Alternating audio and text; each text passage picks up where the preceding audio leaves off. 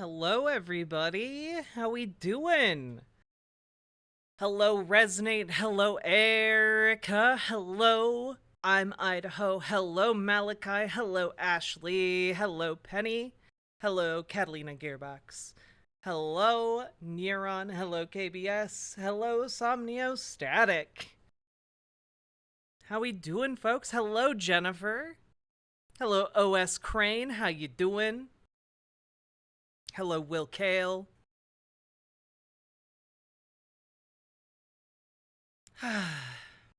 Hello, our family. Hello, Matthew. Howdy, howdy, howdy. Hey, Salmon Moose. Hello, Drago. Hello, Paladin. Way too cold and the roads suck. Hope you're feeling better from COVID, too, by the way. Hello, Micah. Hello, Gamer G. How you doing, folks? Lucy still wants a convo with you when you get back? Sweet. Let's see if we can make that happen. Right now, my entire event horizon is like getting through tomorrow so that I can get on the plane. I have condensed an entire month of work into the last 2 weeks. It has been crazy.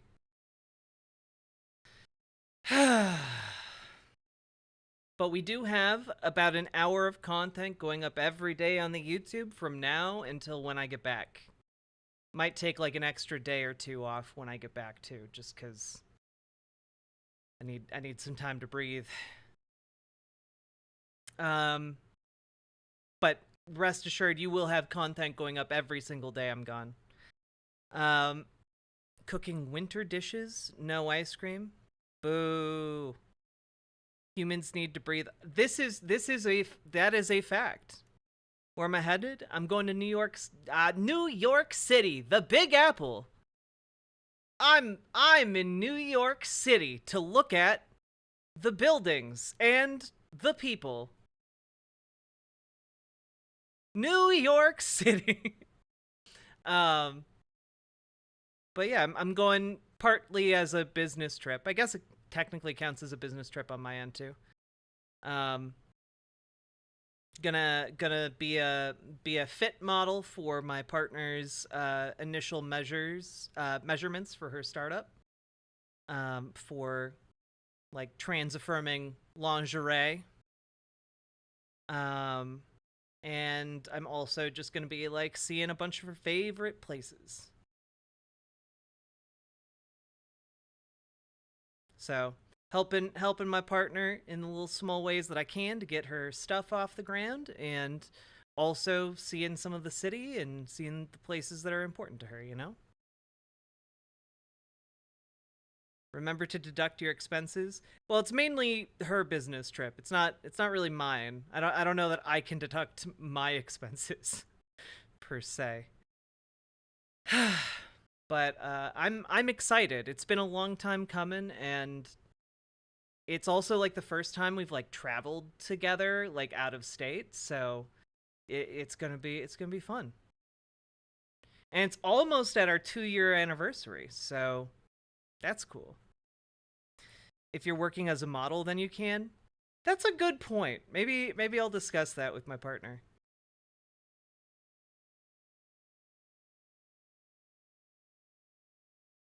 I guess technically I am acting as a fit model, which isn't exactly the same thing as a model, but I'll also probably appear in some of the ads on site. So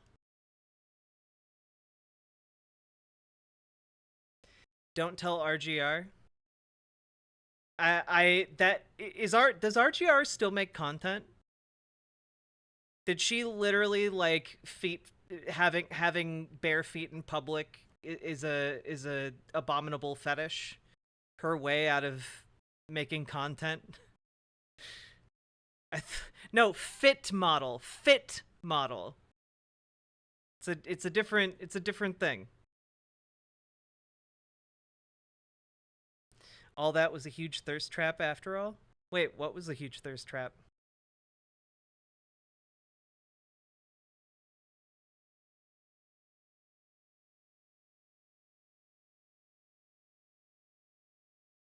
It's a job, and yes, well, I'm not getting paid.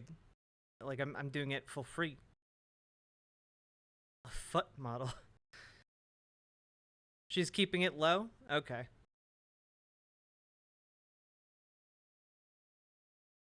All that was a huge thirst trap.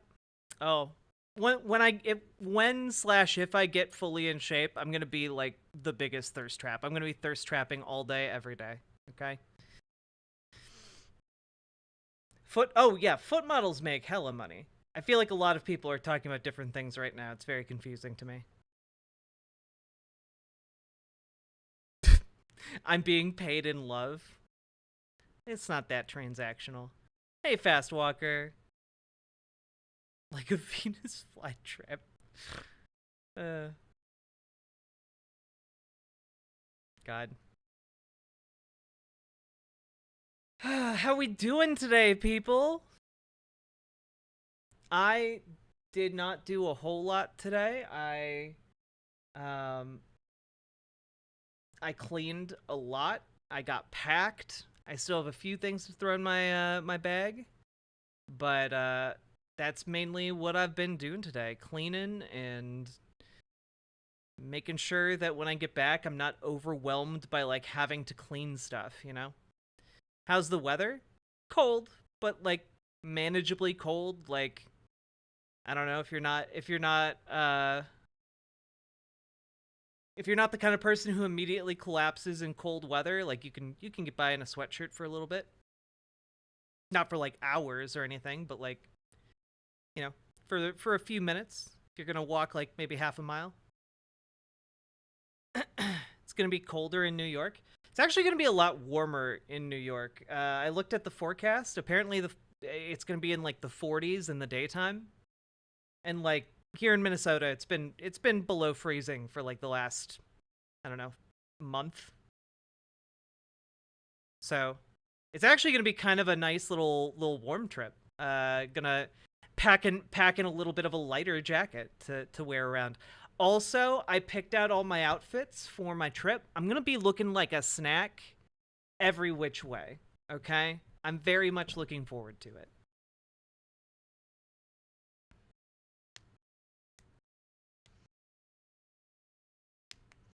This is supposed to break Monday. Good. Finally, Monday's getting what's coming to it.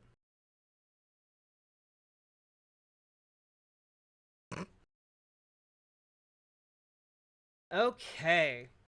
So, I did minimal prep work today because I did a lot of prep work yesterday, and we're probably still not going to be getting to like all of the things that I wanted to get to, but that's okay. Um, One thing I do want to go over is Javier Milei gave a speech at Davos 2 days ago, and it's apparently just absolute nonsense. So we're gonna take a look at that. Um, we're also I'll also probably be giving you an option between like Steven Crowder and anarcho-capitalism like debate review, going over Milo Yiannopoulos versus Destiny that apparently happened like a month ago. I have no idea what to expect in that, so that's a thing that I came across. It was just like maybe we could go over this. Is that the weird libertarian guy with the clone dogs?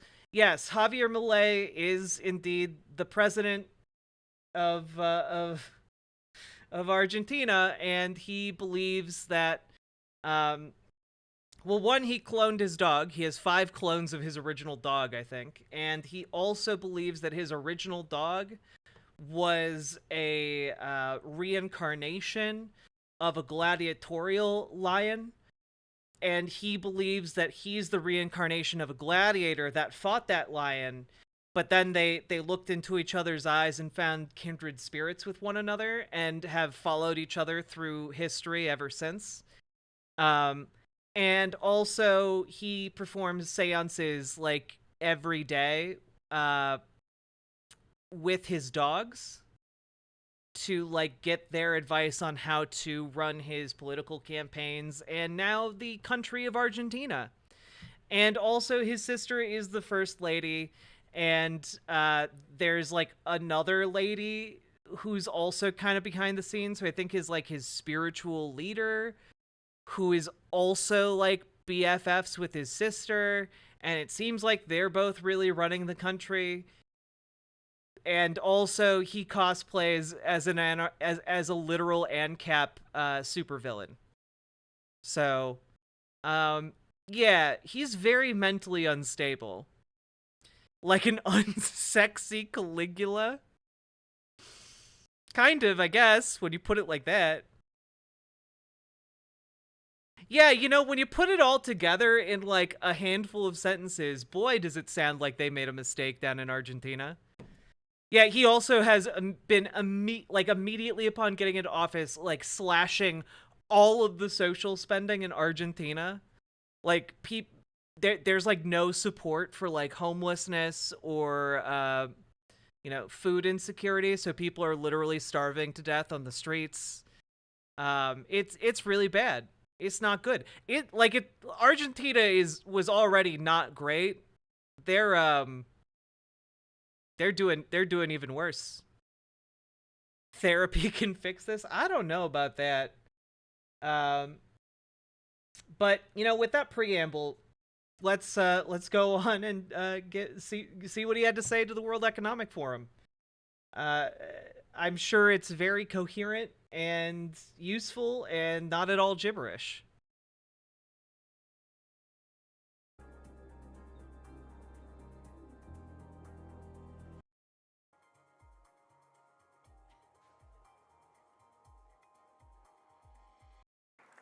Oh, obligatory.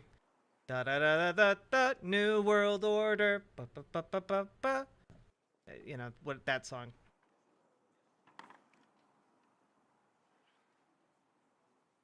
Good afternoon, ladies and gentlemen. It's for me a great honor to welcome Javier Milei. As you know, he's the freely elected president of Argentina, and it's actually your first trip to a foreign country after you have been elected. No, this man is like one of the most memeable faces and voices I've ever heard and seen in my life, First, congratulations. Similarly to this guy, these guys are both just walking. You can screen cap them at any point in time and like instantly get a meme. For your election, and congratulations also to your sister, who managed your election campaign. I think sometimes people would say with more radical methods, but you introduce a new spirit to Argentina, making Argentina much more related to free enterprise, to entrepreneurial activities. By the way, this is why, I don't defend the World Economic Forum. I just try to accurately portray what it is. You get all kinds of conspiratorial nonsense about the Great Reset or new button. Oh, Penny, thank you for gifting Resonate a sub. I appreciate that, and thank you for being the first person in this stream to support Riverboat.gg. You plugging up the holes on the ship with that sweet dono cash. Catalina Gearbox, thank you for following in Penny's footsteps. The old guy looks like the dancing old guy in the Six Flags commercial. He does, except extremely less spry. So I don't defend the World Economic Forum that much. All I have to say about it is they're a bunch of evil capitalist ghouls getting together to talk about how to make more money, and kind of they make hand wavy gestures at social justice causes, hey, how could we continue to make money in the future while also maybe doing something about climate change? That's kind of their shtick. But meanwhile, I view them as evil capitalists because they're getting together to openly discuss what capitalists do. Meanwhile, conservatives will be like, ah, yes, Karl Schwab, a Jew. The Jews are behind the World Economic Forum, and they are planning a great reset where they're going to force you to eat the bugs, and there's going to be no more hamburgers. And also, they're going to steal your cars and send you to the feminization camps so that you're more docile and easier to control. You know, like, the amount of conspiracy around the World Economic Forum is ridiculous because, like, they're doing it in the open. Like, they're just openly talking about it, about like the changes that they want to make in like business so that they continue to make money. And like that's just capitalism. That's not like an evil conspiracy to kill or depopulate the West or weaken the West. This is just capitalism doing capitalism. This is late stage capitalism on full display, and they do it in the open because they don't need to do it in private.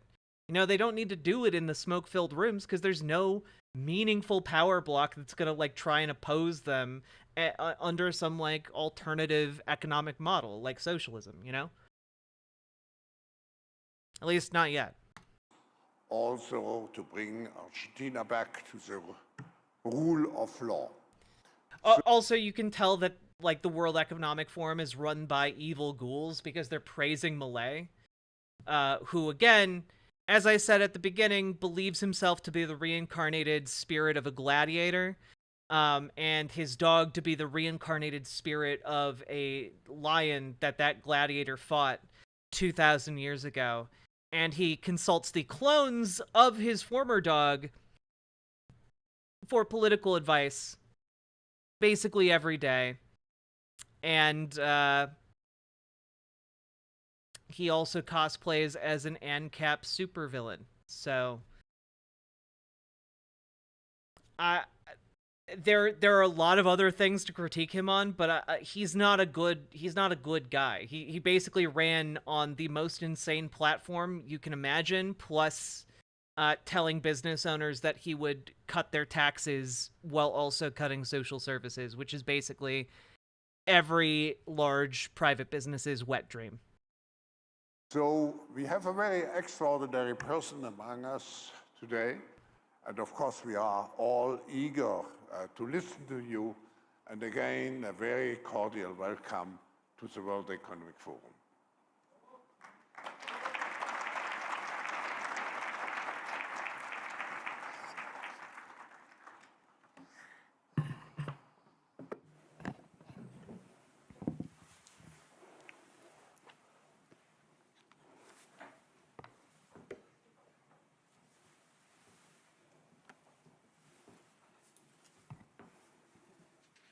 Buenas tardes.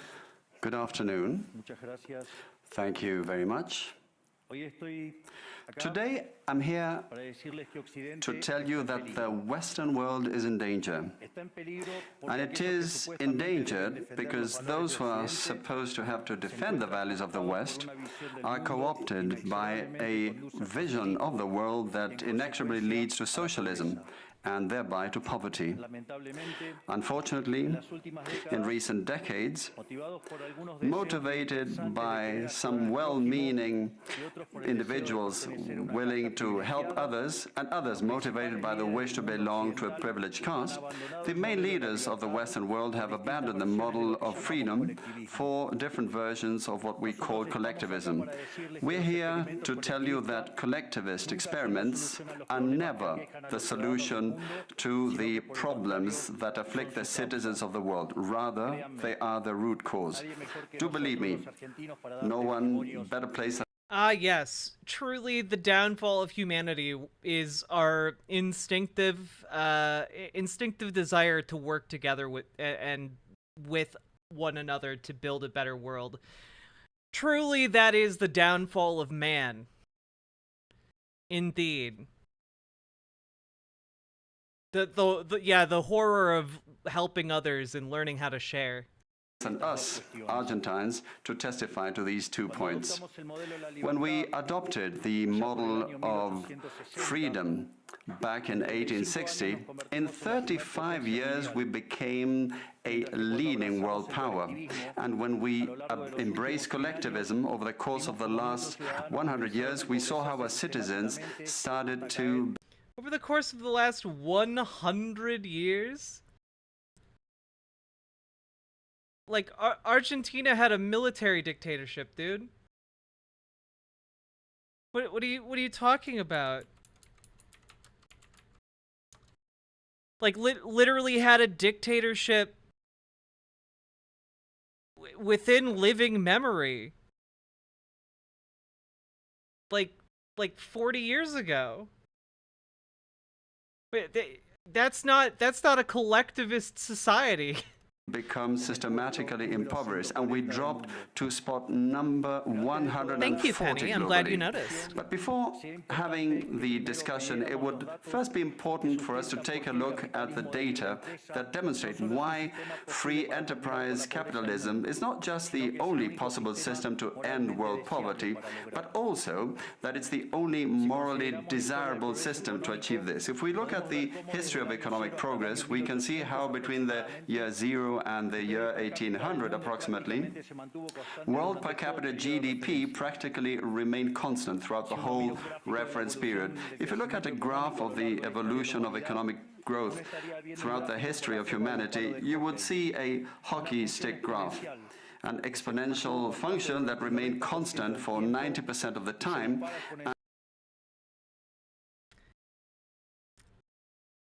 That's not because of capitalism, though? Like, even if you just take him at his timeline, capitalism existed in the 16 and 1700s. Like, the most common demarcation of, like, when capitalism was fully codified was under the transatlantic slave trade. So, like, capitalism existed prior to the 1800s. The rise in, like, GDP is not attributed to capitalism, though capitalism was indeed preferable to feudalism. It's attributed to the Industrial Revolution.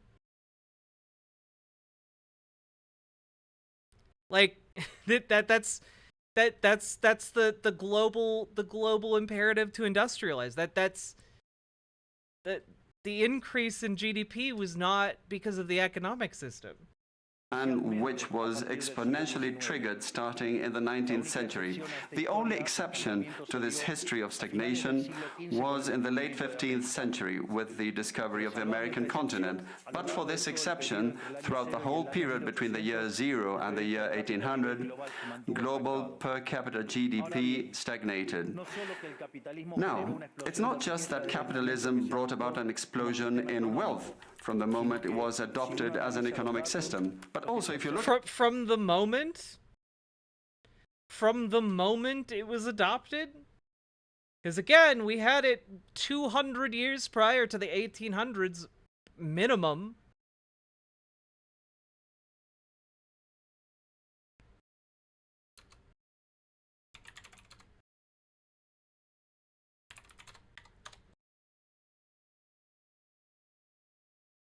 Can we let's take a look at the graph that he's talking about here. Just quickly, world GDP over the last 2 millennia. So, yep, for like 500 years. Let's see. So, we start at the year 1 with global GDP at 182.74 billion. Again, this is estimated. Let's see. In the year 1000, it had doubled to almost doubled to 2. No, not doubled. My God, gone up by like 30 billion.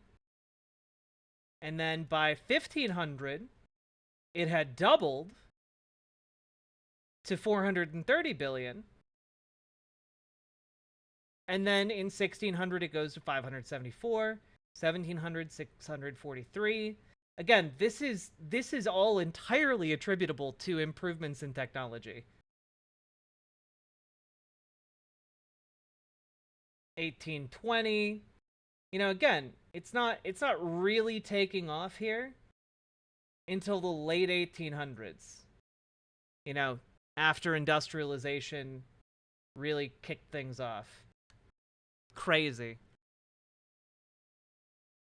Look at the data, what you will see is that growth continues to accelerate throughout the whole period. And throughout That shot up is the Industrial Revolution. Yep, it's the Industrial Revolution, and then the digital revolution. It's both of those. the whole period between the year 0 and the year 1800, the per capita GDP growth rate remained stable at around 0.02% annually. You can basically boil half of that spike down to the discovery of reliable fertilizers. That is also true. Again, a lot of that is technology. So almost no growth.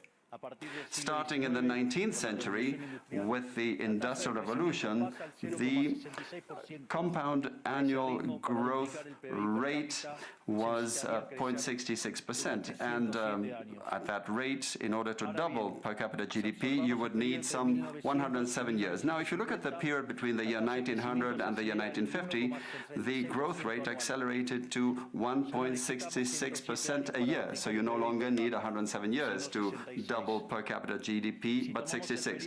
And if you take the period between 1950 and the year 2000, you will see that the growth rate was 2.1%. Again, the CAGR, which would mean then in only 33 years we could double the world's per capita GDP. This trend, far from stopping, remains well alive today. If we take the period between the year 2000 and 2023, the growth rate again accelerated to 3% a year, which means that we could double world per capita GDP in just 23 years. That said, when you look at per capita GDP since the year 1800 and until today, what you will see is that after the Industrial Revolution, global per capita GDP multiplied by over 15 times, which meant a boom in growth that lifted 90% of the global population out of poverty. We should remember that by the year 1800, Again, the idea that capitalism is lifting people out of poverty is largely attributable to like China. The main thrust of the argument that capitalism is lifting people out of poverty is due to like China's colossal population being leveraged as like the workforce of the world throughout the last like 20-30 years. You know, that's what he's talking about. Like they opened up their borders for manufacturing. And without that, though, if you take China out of the equation, like capitalism has done a really bad job of lifting people out of poverty, actually. about 95% of the world's population lived in extreme poverty, and that figure dropped to 5% by the year 2020, prior to the pandemic. The conclusion is obvious. Far from being the cause of our problems, free trade capitalism as an economic system is the only instrument we have to end hunger, poverty, and extreme poverty across. Okay, but if you take a look at how capitalism works, it concentrates wealth at the top. It doesn't usually enrich people at the bottom. Because, again, capitalism relies on people being at the bottom. Across our planet. The empirical evidence is unquestionable. Therefore, since there is no doubt that free enterprise capitalism is... I guess the point I was trying to make there is I have no doubt in my mind that if wealthy people could leave working class people as poor as they did throughout feudal times without any kind of like pushback, they absolutely would try to get away with it. You know, they would absolutely try to get away with it. Superior in productive terms, the left-wing doxa has attacked capitalism, alleging matters of morality.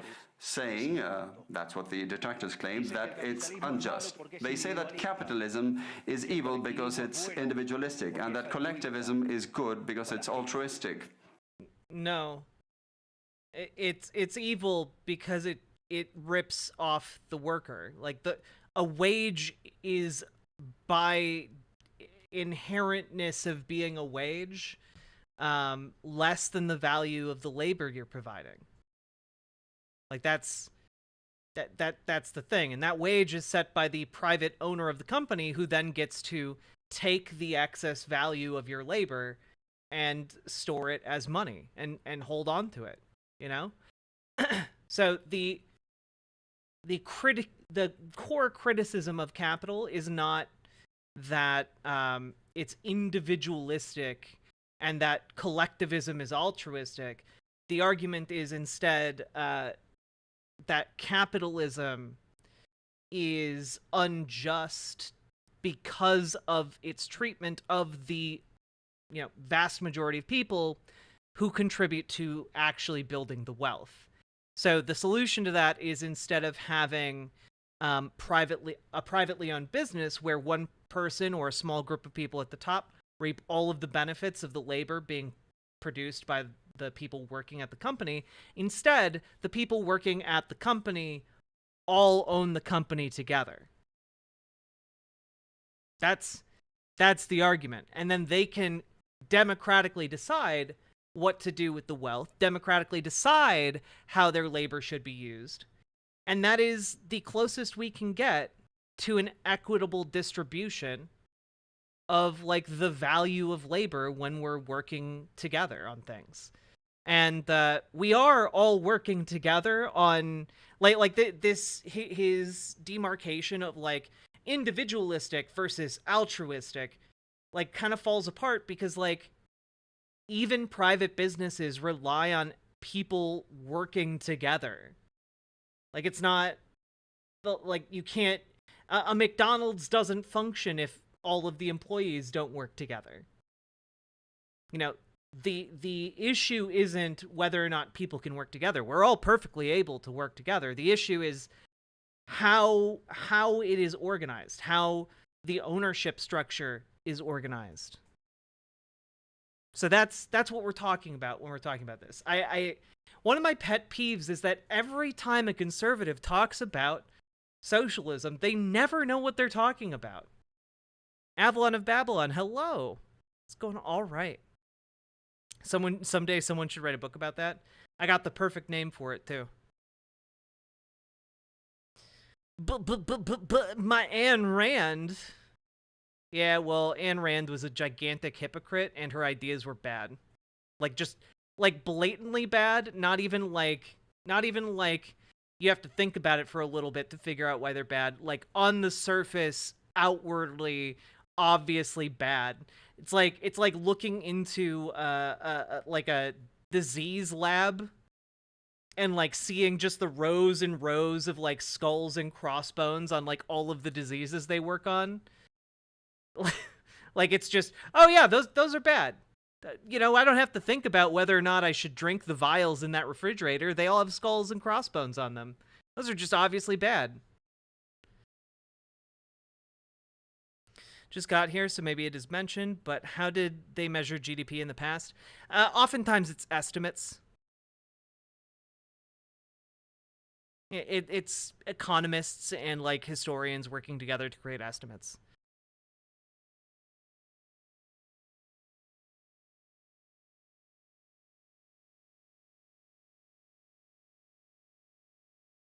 Of course, with the money of others. So they therefore advocate for social justice. I don't know where he's getting his poverty numbers. First, poverty is defined as living on less than $3.65 a day. It was at 23% globally in 22. Yeah, I mean, he's just repeating the capitalist propaganda. The main talking points are, capitalism lifts the globe out of poverty. Capitalism is the best system we have. Economically, there's nothing else like capitalism. Socialism kills hundreds of millions of people whenever it's tried, etc., etc., etc. But this concept, which in the developed world became fashionable in recent times, in my country has been a constant in political discourse for over 80 years. The problem is that social justice is not just, and it doesn't contribute either to the general well-being. Quite on the contrary, it's an intrinsically unfair idea because it's violent. It's unjust because the state is financed through tax, and taxes are collected coercively. Or can any one of us say that they voluntarily pay taxes, which means that the state is financed through coercion? Yes. But not just the state. Capitalism itself is driven by coercion. If you don't work, you starve, you become homeless, you suffer, and then you die. Right? Like, what's always interesting to me is that a lot of libertarians and, like, anarcho-capitalists will acknowledge that, like, the state coerces you into paying your taxes, and thereby, like, the state is an unfair oppressor, whereas they will fight tooth and nail against the idea that, like, the same coercion exists under capitalism when it's enforced by, like, essentially putting your customers, prospective employees between a rock and a hard place. The example that I've typically given is, like, you arrive in a desert and one super company controls the only you know, spring water for 100 miles around, right? They have the only water reservoir. They own the water rights. Well, if you want to not die, you have to work for them, right? Because they have a monopoly on the water. And if they choose not to give you the water, you die. Effectively, what you've just created via monopoly on a necessary resource for daily survival is the ability to enslave anyone who comes there. You know? It is a Coconut Island-like problem, I'll give you that. Yeah, I kind of like the Mad Max analogy for like libertarians and like anarcho-capitalists, because you can make it clear that, like, this would very easily become a method by which people could become enslaved, that, like, a thriving slave trade could exist. And you might say, oh, that's in violation of the NAP, but there's no one else around to enforce the NAP except for, like, possibly, like, coalition militias. But in which case, why wouldn't they simply band together permanently and seize whatever resources they wanted, you know? Effectively, anarcho-capitalism is a nonsense ideology, you know? Happy Friday, Charlie. Forced scarcity is also coercion? Exactly. Exactly. And that the higher the tax burden, the higher the coercion, and the lower the freedom. Those who... Ah, true. So true, bestie. When you tax billionaires too much, you've really infringed on their freedom in a completely meaningful and large-scale way, in a way that the poor could never truly understand. Who promote social justice, the advocates start with the idea that the whole economy is a pie that can be shared differently. But that pie is not a given. It's wealth that is generated in what Israel Kirzner, for instance, calls a market discovery process. If the goods or services offered by a business are not wanted, the business will fail unless it adapts to what the market is demanding. If they make a good quality product at an attractive price, they will do well and produce more. So See, this is also a common myth about capitalism, which is this idea that merit determines what gets mass adoption. Except we know that's not true, right? We know that in modern times, right, like, there will be apps or websites that pop up that offer, like, superior social media experiences, right? those just get bought up by like Facebook or Twitter or, you know, insert other social media company, right? And those good products get killed off by larger companies that have deeper coffers that offer inferior products. Like it's the same thing with, for example, Uber. Uber, the entire financial model of Uber is to offer dirt cheap, like, rides anywhere you want to go around major metropolitan areas, right? And that's pretty attractive compared to, like, cab service. Like, it seems like, at first blush, that they're offering you a really great product. Except their business model relies on running all of their competition out of business, and once their competition is out of business, they jack up all their prices. That's exactly how their business model works. Their business model is a massive bait-and-switch cash grab that relies on their financial backing having deeper pockets than the cash reserves of any taxi service that they might be competing with. Yeah, I remember $7 Lyft rides downtown. Yeah, like the prices have just kept going up. You know, so the idea that superior products and services will win out is nonsense. We know that's not true. The most profitable products and services will win out, and there's a very big difference between what is profitable and what is quality. The market is a discovery process in which the capitalists will find the right path as they move forward. But if the state punishes capitalists when they're I remember when Instagram was good. You know, I hit 10K on Instagram, and then they changed the algorithm, and I've never been able to figure it out since. successful and gets in the way of the discovery process, they will destroy their incentives, and the consequence is that they will produce less, the pie will be smaller, and this will harm society as a whole. Collectivism, by inhibiting these discovery processes and hindering the appropriation of discoveries, ends up binding the hands of entrepreneurs and prevents them from offering better goods and services at a better price. Again, entrepreneurs don't want to offer better goods and services, generally speaking. They want to make more money. Now, obviously, you can find exceptions, but this is not generally the priority of entrepreneurs. For some, it is. But not so much for other, less scrupulous entrepreneurs. And capitalism is an economic system for the unscrupulous. Price. So how come that academia, international organizations, economic theory and politics demonize an economic system that has not only lifted out of extreme poverty 90% of the world's population, but has continued to do this faster and faster, and this is morally superior and just. Thanks to free trade capitalism, it is to be seen that the world is now living its best moment. Never in all of mankind's or humanity's history has there been a time of more prosperity than today. This is true for all. The world of today has more freedom, is rich, is more peaceful and prosperous.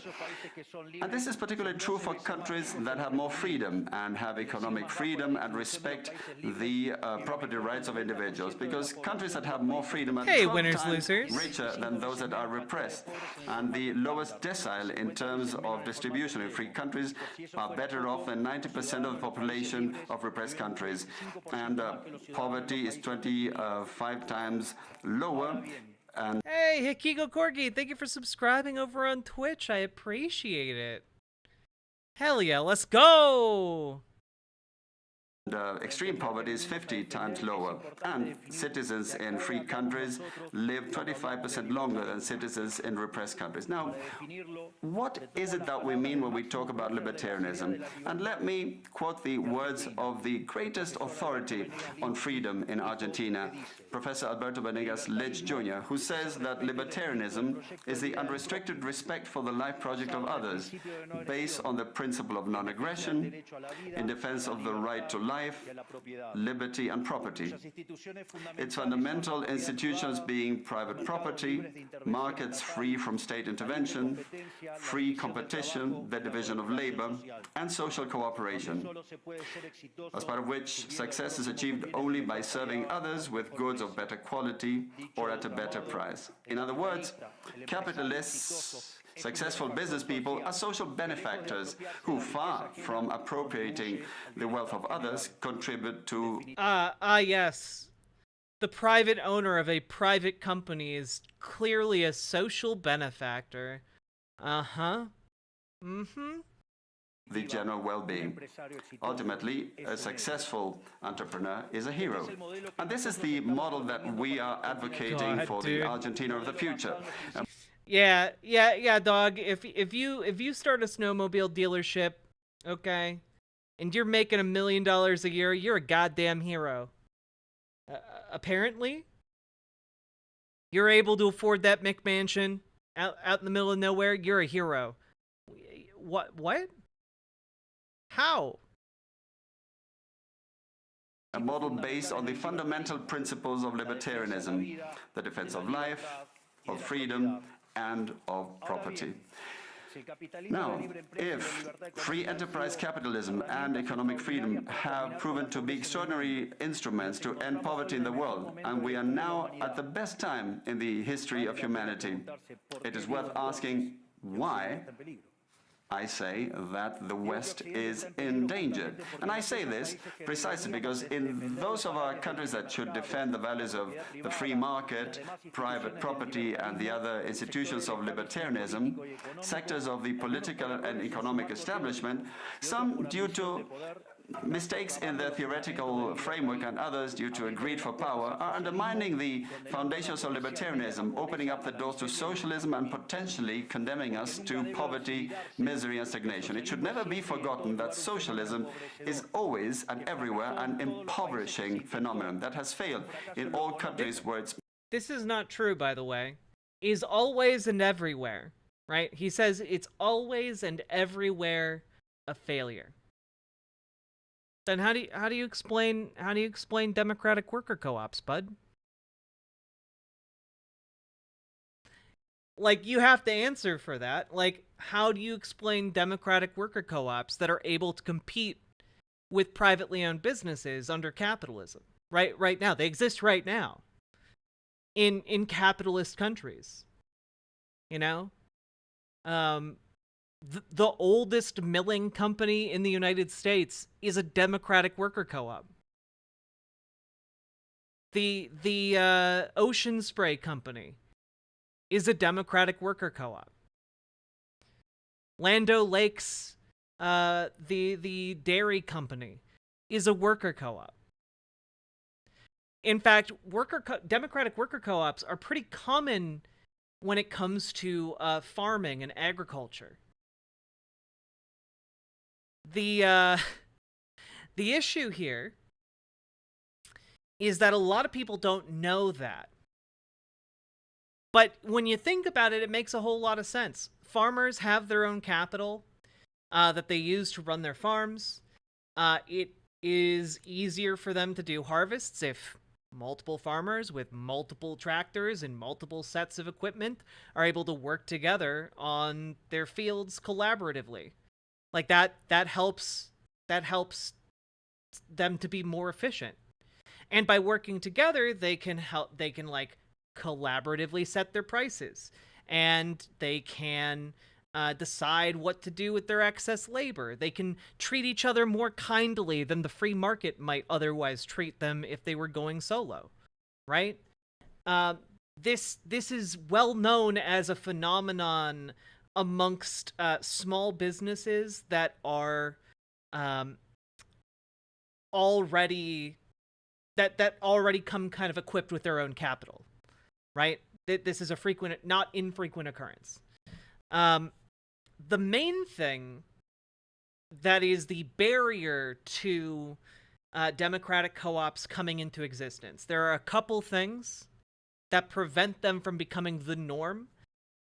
Even though we have research on them that shows that people who work at a democratic co-op and have agency in the company have better pay, they have better working conditions, they're happier, they have more stable employment, their jobs are never moved overseas, and the companies that they work for tend to be pretty forthright and honest with both their own workers and also with the government to which they pay taxes, right?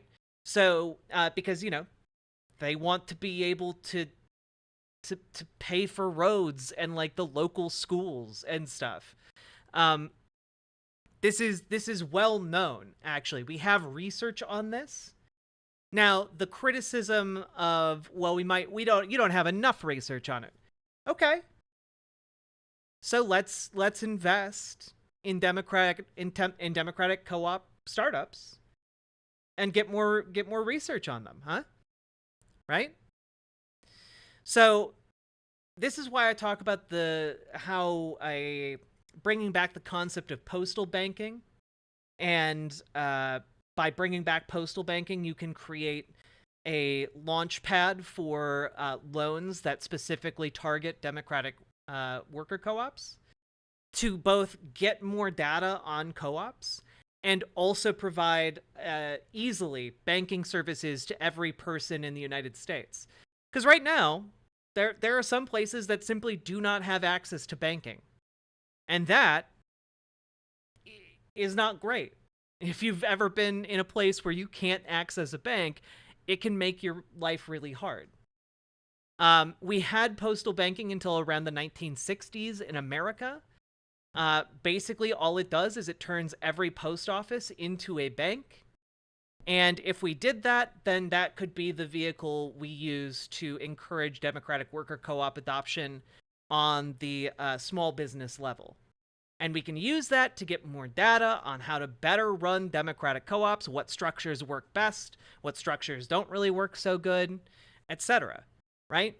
We've had hundreds of years to develop those structures for privately owned businesses, not so much time to develop them for democratically owned businesses, right? Does the US have credit unions? Yes, we do. But they're also rare. On top of that, once we have a lot of that information, I think it would be a great idea to impose some of Bernie Sanders' proposed legislation to, if a company fails and it needs a massive government bailout, well, that company gets turned into a democratic worker co-op. Democratic worker co-ops tend to be a lot better with their money than privately owned businesses that are just trying to force a return for their investors. Additionally, I like Bernie Sanders' proposed legislation that would give kind of the right of first refusal to workers. Anytime a business owner would want to sell their company, they would first have to offer it to their workers. And I think that's a really fair deal. You know, the workers are the ones putting in all their time and effort into making that company what it is. And if a private business wants to sell, they should have the first right to be able to buy it.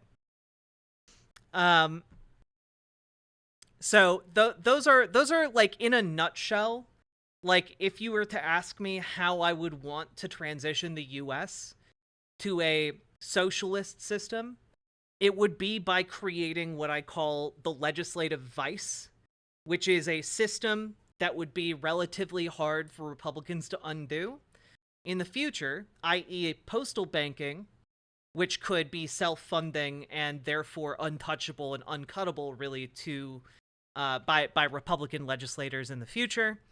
And that would be one half of the vice slowly pushing up on private business, and then the other half of the vice is just automatically enacted legislation whenever a private business wants to sell or whenever a private business fails. And we know that private businesses fail at a colossal rate, especially compared to democratic co-ops. So the idea would be over time, you transition to a democratically owned economy, effectively. That would be how you do it. And that would actually not entail that many giant changes in how we live our day-to-day lives. I think a lot of people tend to think that this would, like a change to a socialized economy where workers control the means of production, would be a huge upheaval. But I don't think it necessarily has to be that. I think there's a way we can transition to that in a relatively peaceful, orderly manner that like benefits all of us as it goes. So that's like in a nutshell, like my basic proposals for us to actually achieve a more socialist economy. And obviously there'd be more changes after that. I mean, we'd still need stuff like Medicare for all. We'd need like housing for all, education for all, different social programs that decommodify the things that people need to live, you know? This is just kind of like, what would our first steps be towards actually making a democratic economy? If we can sweep the Congress this year, would that be possible? Or is Bernie still on the blacklist? I mean, I don't know how likely it is that we're going to sweep Congress, especially with Joe Biden being intolerable when it comes to the war in Gaza, the genocide in Gaza. So we'll have to see. The main thing is I don't see a whole lot of Democratic politicians talking about it. Talking about like postal banking or like democratic co-op businesses. But one of the things that I want to do with my platform as we go forward and grow larger and more influential, I want to be able to inject these ideas into the mainstream. You know, be able to like convince people that, hey, actually democratically owning like a business with your fellow workers is infinitely preferable to working for a private business. And I think that there's a very solid case and a very solid argument for that. And I think in the long run, we can create systems that would slowly and inexorably change our economy into one where the workers own the means of production. Hey, blind shots. That'll never happen. I mean, maybe not. There was a time when humanity could not imagine a life without a king as a divine figurehead. You know? Wasn't that long ago. But now we know that kings die, kings bleed, and even emperors can lose their power. So, with that in mind, I think we have a pretty good shot at changing the future, especially in a democracy. So anyway, exactly, Fastwalker. It certainly won't happen if no one tries. And I intend to try. Hey, Sweet Myths.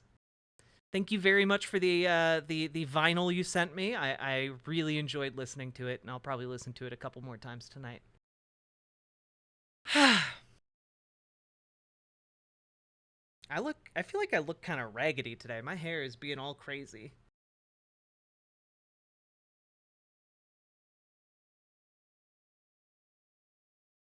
You miss 100% of the revolutions you don't make. I really like that quote, Salmon Moose. Can we slap that on a few shirts? I like that one.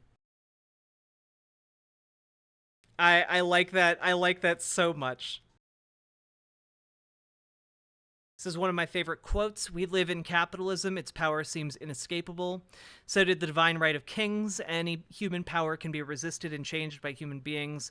Resistance and change often begin in art, and very often in our art, the art of words. Ursula K. Le Guin. Le Guin is such a goddamn legend. I think I was trying to paraphrase the quote about people are better able to imagine the end of the world than they are able to imagine the end of capitalism. And so I think what I want to be able to do with this platform is help people to imagine, like, tangibly, like, make it feel so close they can taste it, the end of capitalism, and be able to envision the concrete things we could do to bring about the process that would end it, you know? I don't necessarily know if, like, in my lifetime we can end capitalism. What I do know is that in my lifetime we can adopt policies that will lead to its downfall. We can insert the faulty cog in the gears of capital. The mouthfeel of communism is upon us. Hell yeah, you get it. You guys get me. Anyway, let's go back to this.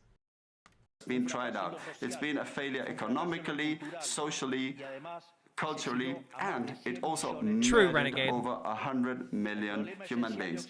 The essential problem the West... Oh, look, I totally called that he would bring that up. I totally called this. Like, I called the shot. Like 10 minutes ago. Again, I do not believe that state capitalism is socialism. If the workers in, like, a factory don't collectively own the factory, I don't consider that socialism. I don't even... That's still not in the same ballpark of what we're even talking about when we're talking about socialism or communism. Centralizing the economy doesn't make something socialist or communist. That's just a centralized economy, and centralized economies can operate on capitalist lines.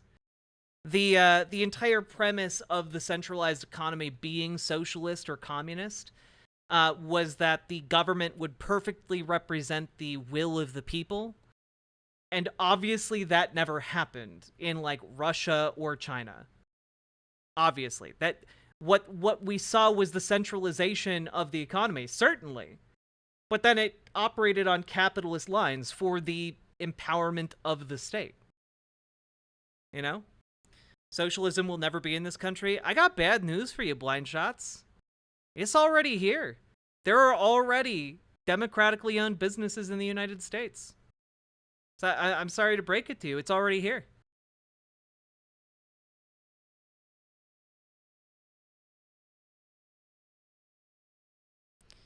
Really, all, and by the way, all I'm talking about really at the end of the day is a business that is also its own union. Like, that the structure of the union and the business become the same thing. And we have plenty of unions in America. We just don't need we don't need to double up on the bureaucracy, which is what private businesses do. Today, it's not just that we need to come to grips with those who, even after the fall of the Berlin Wall and the overwhelming empirical evidence, continue to advocate for impoverishing socialism. But there's also our own leaders, thinkers, and academics who, relying on a misguided theoretical framework, undermine the fundamentals of the system that has given us the greatest expansion of wealth and prosperity in our history. The theoretical framework to which I refer is that of neoclassical economic theory, which designs a set of instruments that, unwillingly or without meaning to, ends up serving the intervention by the state, socialism, and social degradation. The problem with neoclassicals is that the model they... You know, it's always interesting to me. They always have to slip in the social degradation part. What he's talking about there is he's talking about gays. He's talking about gays existing and not procreating like they're supposed to. He's talking about, like, trans people existing and not being able to procreate like that they're supposed to, you know. That's his argument. His argument is socialism is turning the working people gay. in love with does not map reality, so they put down their mistakes to supposed market failures rather than reviewing the premises of the model. On the pretext of a supposed market failure, regulations are introduced which only create distortions in the price system, prevent economic calculus, and therefore also prevent... He's a fascist? Well, yeah, most anarcho-capitalists have bamboozled themselves into thinking that they're in favor of individual freedoms, while in reality they support a system that is either directly fascistic or would eventually become like a feudal, a scramble of feudal warlords, you know? That's effectively what they advocate for, you know? Yeah, it's just replacing the king with a CEO, you know? Like when Walmart can hire a mercenary army to go and mow down Target employees, like that's effectively what we're talking about. Is this the ANCAP guy? Yes, this is the ANCAP guy who like communes spiritually with his 5 clone dogs with the spirit of his original first dog, who himself was a reincarnation of a gladiatorial lion from 2,000 years ago. He communes with them for his policy decision making. Yeah. Most hinged ANCAP, by the way. Prevent saving, investment, and growth. This problem lies mainly in the fact that not even... Oh yeah, I think this lady is his sister, too. I might be wrong about that, but I know his first lady is his sister, so, you know, that... I don't know. Maybe she has to help him get out of the washing machine or the dryer sometimes. I don't know how that works. Supposedly libertarian economists understand what the market is, because if they did understand, it would quickly be seen that it's impossible for there to be something along the lines of market failures. The market is not a mere graph describing a curve of supply and demand. The market is a mechanism for social cooperation, where you voluntarily exchange ownership. What are you doing, step president? No.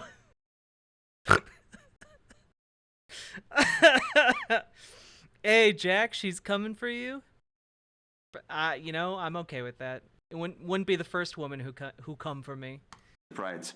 Therefore, based on this definition, talking about a market failure is an oxymoron. There are no market failures. If transactions are voluntary, the only context in which they can... Well, Somniostatic, he had sources. His source was one graph. Most well-sourced anarcho-capitalist, by the way. Be a market failure is if there is coercion. And the only one that is able to coerce generally is the state, which holds a monopoly on violence. I like how a lot of ANCAPs argue that, like, you get rid of the state, then the state no longer has a monopoly on violence, and the violence returns to the people, and then no one uses their violence because of the non-aggression principle, right? Ha ha ha ha ha. It's only for self-defense, right? Those guns, they're only for self-defense, right, Walmart? Ha ha ha. As if, like, a monopoly on force, a monopoly on violence wouldn't reassert itself underneath, like, whichever company is able to field the most mercenaries. Consequently, if someone considers that there is a market failure, I would suggest that they check to see if the state intervention involved. And if they find that that's not the case, I would suggest that they check again, because obviously there's a mistake. Market failures do not exist. An example of these so-called market failures described by the neoclassicals are the concentrated structures of the economy. However, without increasing returns to scale functions, whose counterpart are the concentrated structures of the economy, we couldn't possibly explain economic growth since the year 1800. I love that, like, as human society has advanced throughout, like, centuries and like slowly, inexorably, we pulled ourselves out of feudalism into a marginally better system called capitalism. And like as we're eyeing pulling ourselves to an even better system than that, some people like are doing like the you're walking with their hand around arm around capitalism, but then they look back at feudalism and like, damn girl, you looking good. You looking good. That booty down for some prima nocta? Like that's really what they do. And then they also, they want to slip in removing the age of consent in there because ANCAPs. Until today. Isn't this interesting? Since the year 1800 onwards, with population multiplying by 8 or 9 times, per capita GDP grown by over 15 times. So there are growing returns, which took extreme poverty from 95% to 5%. However, we have about 10 minutes left, Ms. Drizzlin, so you missed about 20 minutes of it, but you can catch it in the VOD. The presence of growing returns involves concentrated structures, what we would call a monopoly.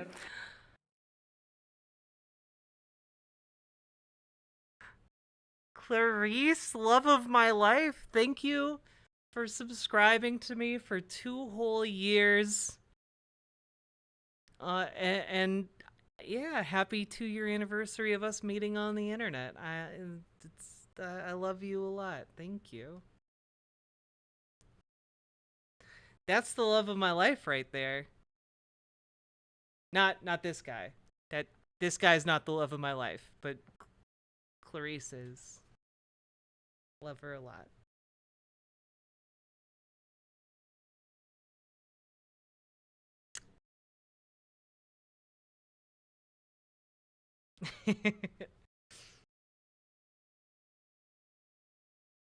One of the first streams that she tuned into was the Andrew Callahan one.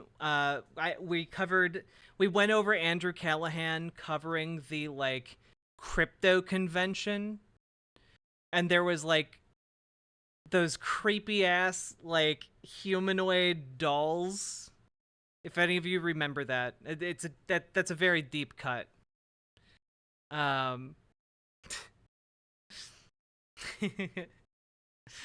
love you too.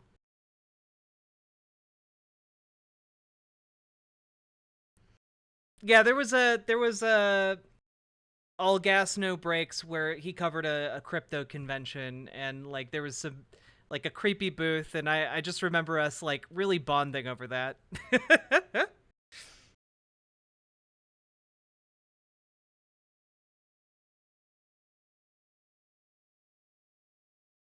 All right, let's finish this. How come then that something that has generated so much well-being for thanks, the CN. neoclassical theory is a market failure? Neoclassical economists think outside of the box. When the model fails, you shouldn't get angry with reality, but rather with the model and change it. The dilemma faced by the neoclassical model is that they say they wish to perfect the functioning of the market by attacking what they consider to be failures. But in so doing, they don't just open up the doors to socialism, but also go against economic growth. An example, regulating monopolies. He's literally pro-monopoly, guys. He's literally in favor of democracy, not democracies, monopolies. That's crazy, dog. That's crazy. Charlie, thank you for gifting a membership over on YouTube. I really, really appreciate the support. Thank you so much. Literal denial of reality. Yeah, guys, remember at the beginning of this when I made the comparison to like a guy like just staking ownership rights of the only like clean drinking water for 100 miles and like essentially being able to use that monopoly to enslave people? Milei is just openly in favor of, like, he hears that and is like, that's just a really good business model. Destroying their profits and destroying growing returns automatically would destroy Yeah, this guy hears the Coconut Island analogy and is just like, that sounds like a great way to get blowjobs. that like this guy hears Coconut Island, he's like, that's paradise to me, baby. economic growth. In other words, whatever you want to If it's getting my dick sucked or sucking somebody else's dick, either way, that's my paradise, baby. correct a supposed market failure inexorably as a result of not knowing what the market is, or as a result of having fallen in love with a failed model, you are opening up Yeah, the Immortan Joe of coconuts, indeed. the doors to socialism and condemning people to poverty. However, faced with the theoretical demonstration that state intervention is harmful and the empirical evidence that it has failed couldn't have been otherwise, the solution to be proposed by collectivists is not greater freedom, but rather greater regulation, which creates a downward spiral of regulations until we're all poorer and the life of all of us depends on a bureaucrat sitting. One of the things I am always confused about when it comes to people who simp for capitalism like this, do they think that regulations are just created arbitrarily? Because a lot of them seem to think that regulations just exist to make their lives harder, as opposed to the real reason regulations exist, which is like, so you don't poison the local water supply, or so you don't build a 10-story apartment building that just collapses in the middle of Florida, or like, the regulations exist so like workers don't die on the job. Like the regulations exist not because there's some arbitrary like regulation demon running around like cackling over how hard it makes your lives. They exist to keep people alive and safe, because sometimes private interests might put lives and safety at risk in order to make a profit. Which is all well and good until suddenly the local water supply is filled with lead and there's nothing you can do about it, and it's poisoned for the next 150 years. Sitting in a luxury office, given the dismal failure of collective... Yeah, generally speaking, Micah, exactly. Every regulation has a story, and most regulations have horrific injury or death behind them. So, also regulations that capitalists do favor often are actually arbitrary. They're often designed to keep competitors from starting up. True, Distron. Activist models and the undeniable advances in the free world, socialists were forced to change their agenda. They left behind the class struggle based on the economic system and replaced this with other supposed social conflicts which are just as harmful to life as a community and to economic growth. The first of these new battles was the ridiculous and unnatural fight between man and woman. What? Where's he going with this? The ridiculous and unnatural fight between men and women? Libertarianism already provides for equality of the sexes. The cornerstone of our creed says that all humans are created equal, that we all have the same unalienable rights granted by the Creator, including life, freedom, and ownership. All that this radical feminism agenda has led to is greater state intervention to hinder the economic process, giving a job to bureaucrats who have not contributed anything to society. Examples not life, liberty, and the pursuit of happiness. Life, liberty, and owning things. Yay! Ministries of women or international organizations devoted to promoting this agenda. Another conflict presented by socialists is that of humans against nature, claiming that we humans... Oh, he's trying to claim that socialism created conflict between man and woman. Okay. Beings damage the planet, which should be protected at all costs, even going as far as advocating for population control mechanisms or the bloody abortion agenda. Unfortunately, these harmful ideas have taken a strong hold in our society. Yeah, he's a libertarian. You know, he's an anarcho-capitalist who's in favor of using the state to enforce, do state-enforced birth in Argentina. Yeah.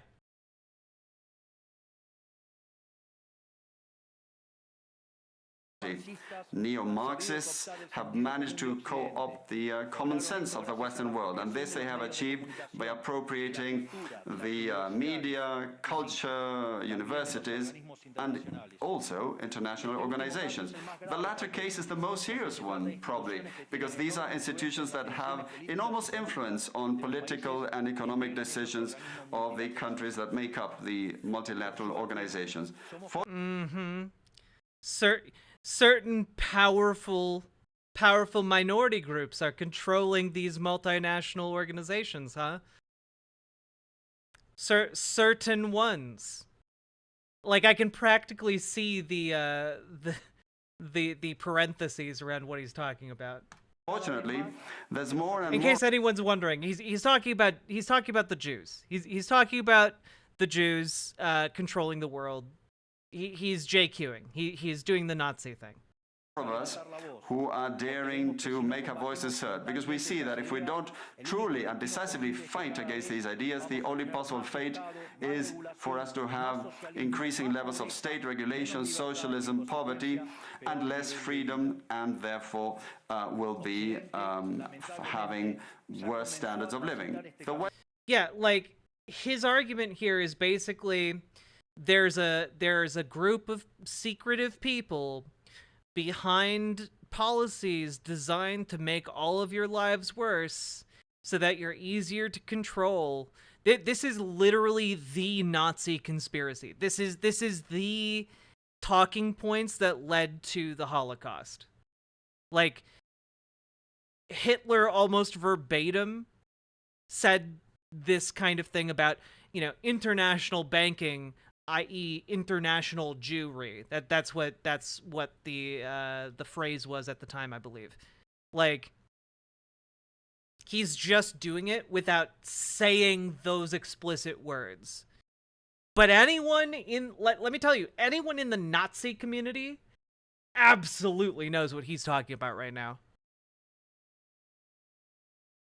The West has unfortunately already started to go along this path. I know to many it may sound ridiculous to suggest that the West has turned to socialism, but it's only ridiculous if you only limit yourself to the traditional economic definition of socialism.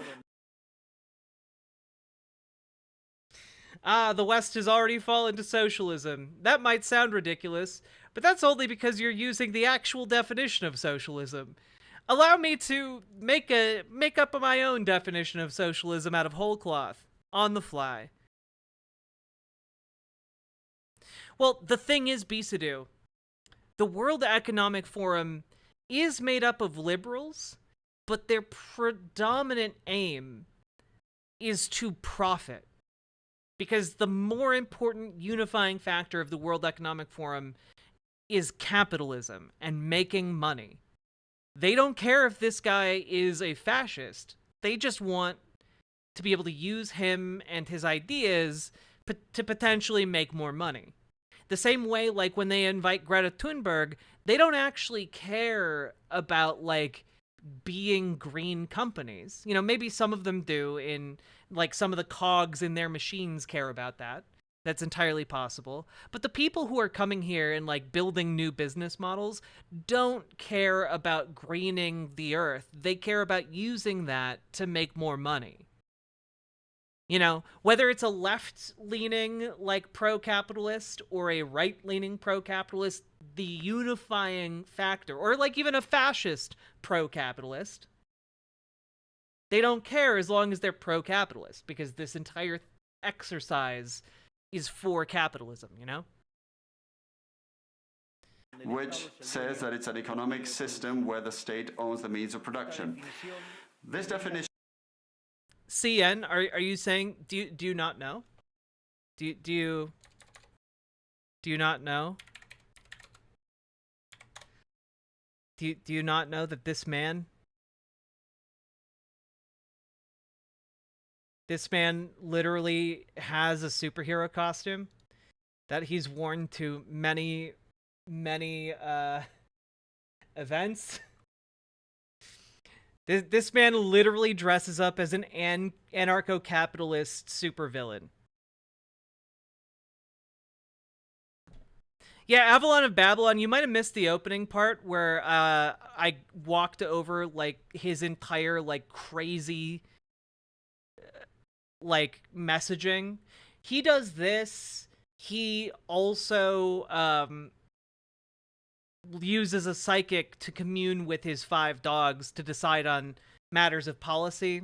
His 5 dogs are clones of his first dog, and he believes firmly, deeply, and truly that his first dog was the reincarnated spirit of a lion that he met in a gladiator arena 2,000 years ago.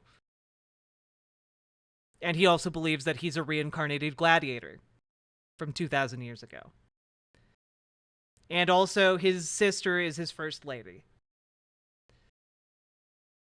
So, yeah. Can we, I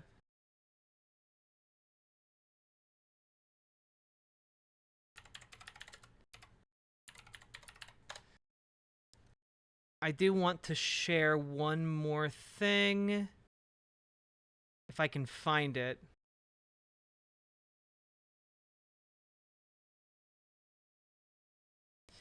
Yeah, he also, when he cosplays as this guy, he also sings about cutting government services.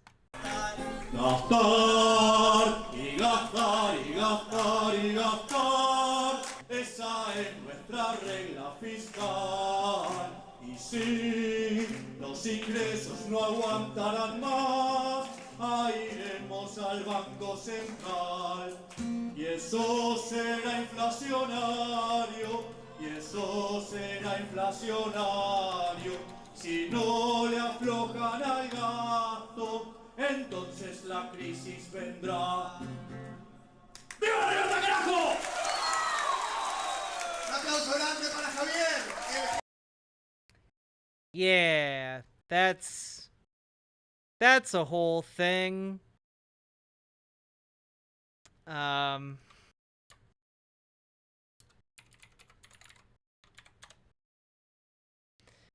wondering if I can find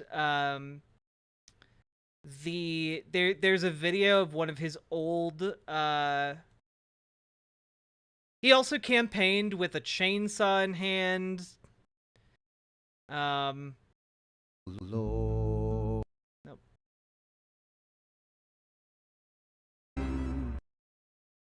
Okay, we also need the video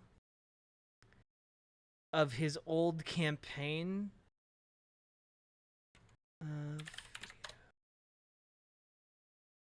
Do we have that?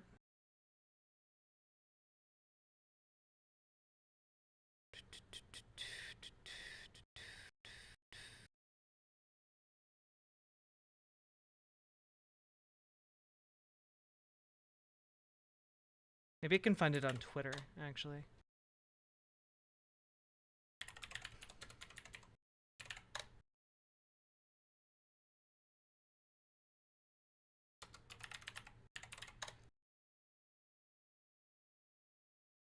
Is this it?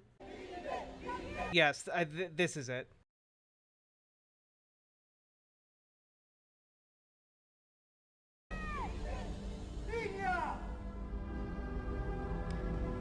He literally made a campaign video where he gets pulled out of retirement. Creo que es hora de cerrar. De una buena vez. One last time. This is a real campaign ad. He's president now.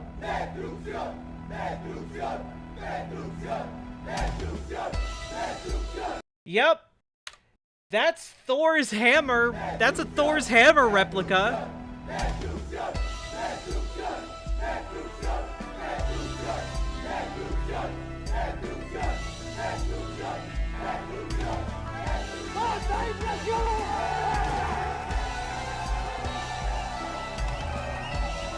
Oh. Poor Argentina. Argentina's not doing so hot, folks. It's a fucking 80s movie. Yep. Anyway, this guy might not be the most hinged person. Just, you know, I can't say I'm terribly surprised that he's JQing at the World Economic Forum. In my view, should be updated. I think one of his central policies was to destroy the Federal Reserve of Argentina, effectively, the centralized banking of Argentina. In the light of current circumstances today, states don't need to directly control the means of production to control every aspect of the lives of individuals.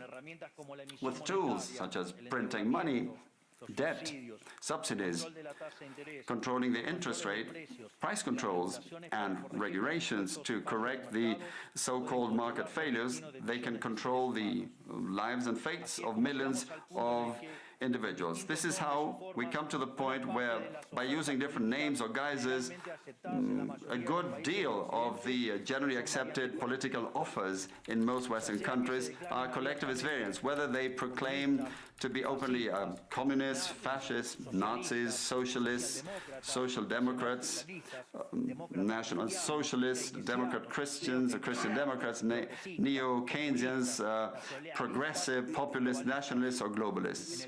At bottom, You're literally talking about the globalists at the World Economic Forum. Come on. Come on, dude.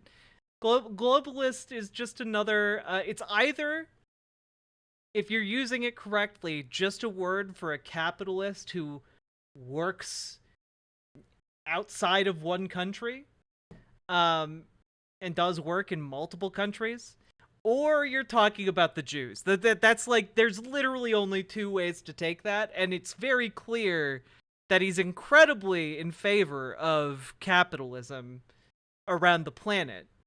So I think he might be talking about the other thing. I think this might be another way for him to JQ. there are no major differences. They all say that the state should steer all aspects of the lives of individuals. They all defend a model contrary to that one which led humanity to the most spectacular progress in its history. We have come here today to invite the rest of the countries in the Western world to get back on the path of prosperity, economic freedom, limited government, and unlimited respect for private property are essential elements for economic growth. And the impoverishment produced by collectivism is no fantasy, nor is it an inescapable fate. But it's a reality that we Argentines know very well. We have lived through this, we have been through this, because as I said earlier, ever since we decided to... He's just spamming parentheses. Yeah, it's, you know, to his credit, it took him a while to, like, warm up, okay? It took him a while to warm up to the parentheses, but now he's just going ham. Abandoned the model of freedom that had made us rich. We have been caught up in a downward spiral, as part of which we are poorer and poorer day by day. So this is something we have lived through, and we are here to warn you about what can happen if the countries in the Western world that became rich through the model of freedom stay on this path of servitude. The case of Argentina is an empirical demonstration that no matter how rich you may be, or how much you may have in terms of natural resources, or how skilled your population may be, or educated, or how many bars of gold you may have in the... Ah, yes. No matter how many bars of gold you may have, a very normal thing to say. A very... I know he's about to go on to talk about, like, the central bank or whatever, but, like, I had to do it. Central bank. If measures are adopted that hinder the free functioning of markets, free competition, free price systems, if you hinder trade, if you attack private property, the only possible fate is poverty. Therefore, in concluding, I would like to leave a message for all business people here and for those who are not here in person but are following from around the world. Do not be intimidated either by the political class or by parasites who live off the state. Do not surrender to a political class that only wants to stay in power and retain its privileges. You are social benefactors, you're heroes, you're the creators of the most extraordinary period of prosperity we've ever seen. Let no one tell you that your ambition is immoral. If you make money, it's because you offer a better product at a better price. Again, neither of these are necessarily true. Thereby contributing to general well-being. Do not surrender to the advance of the state. The state is not the solution. The state is the problem itself. You are the true protagonists of this story. And rest assured that as from today, Argentina is your staunch, unconditional ally. Thank you very much, and long live freedom. Damn it. I really hope the end of this, that damn it, I really hope that wasn't Milei and that was just the translator, like, just, like, throwing off their headpiece. Damn it! Oh, God. Oh, what a crackpot, dude. But see, like, this room isn't full of fascists. It's full of neoliberal/liberal capitalists, you know? And they did, oh, yeah, he's just talking about the free market, haha. Because all they care about is making money, you know? That's what this entire thing is about. It's about making money. That's capitalism.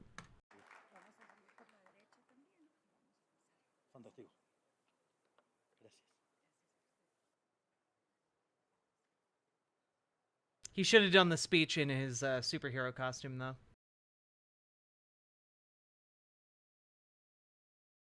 This is so awkward, yeah. God, dude. Yeah, Javier Milei is insane. Should be nowhere near a seat of power, and I don't know, if you're the praying sort, say some prayers for the people of Argentina, because under his leadership, like, it's bad. It's not good, actually.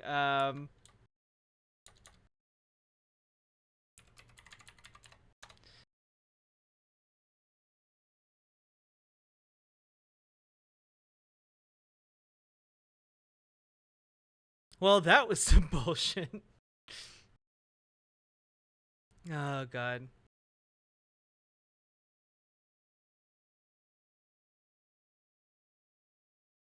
Yeah, by the way, in case any of you thought I was joking, here's the World Politics Review. Argentina's Milei is overplaying his hand. And at the beginning here, some of his most outlandish campaign promises, such as dollarizing the economy and shutting down the central bank, are off the table, at least for now. But Milei's pragmatic turn has its limits. His decision to push through a massive package of reforms all at once, his attacks against lawmakers whose votes he needs, and his insensitivity toward the social costs of his policies risk alienating key supporters and dooming his administration. Almost like literally anyone with eyes or ears could have told you that prior to him being in power, but, you know, whatever. It's crazy.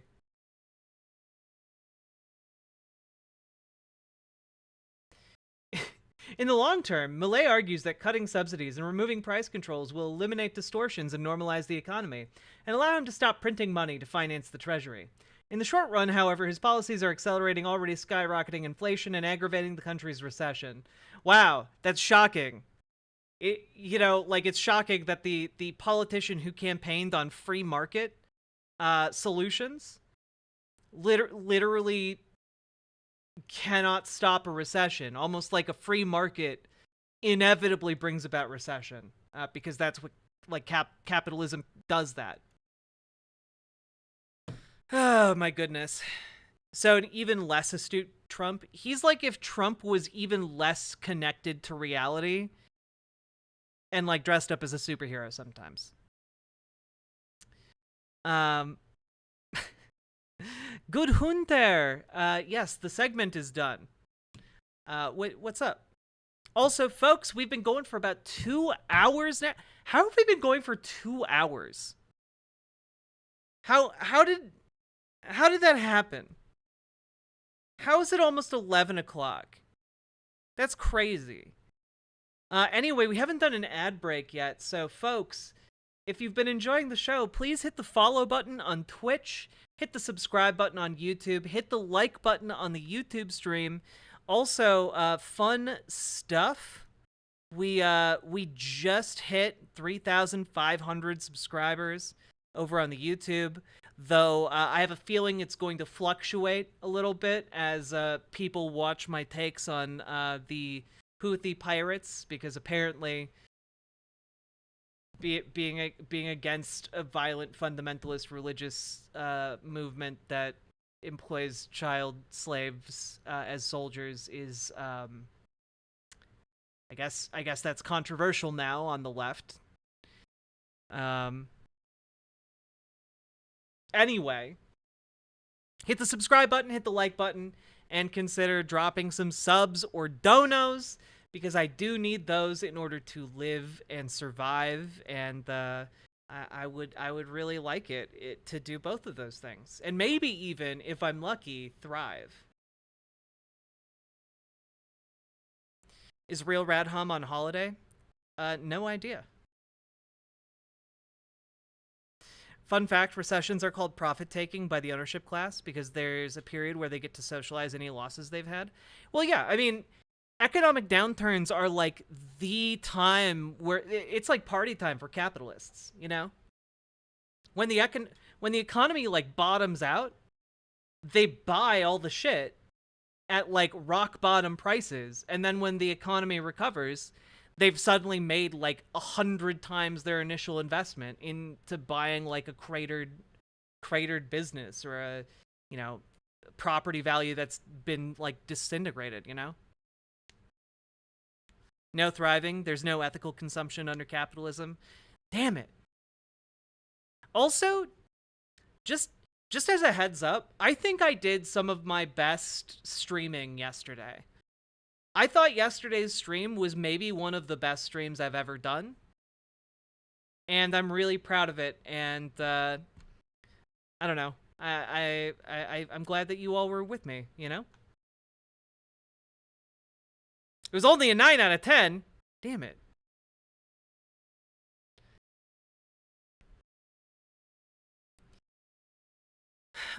This is really random. What's your favorite cryptid? Ooh, I do like cryptids.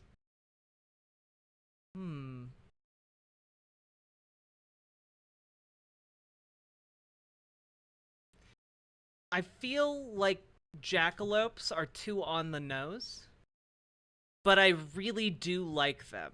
I like them a lot. It's been an interesting 3 years. Thanks, Lady Raincloud. And here's the 3 more, huh? Here's hopefully I'm able to continue doing this for as long as I can. It was a great stream. I even had the titular line in it. It's true. I really liked when we watched Andor in the Discord afterwards, and I saw you walk into frame as a member of the Empire and stare into the screen and say, "Hey, it's Andor over here," and then walk out of frame. It was really iconic. Onwards and upwards. That's the hope.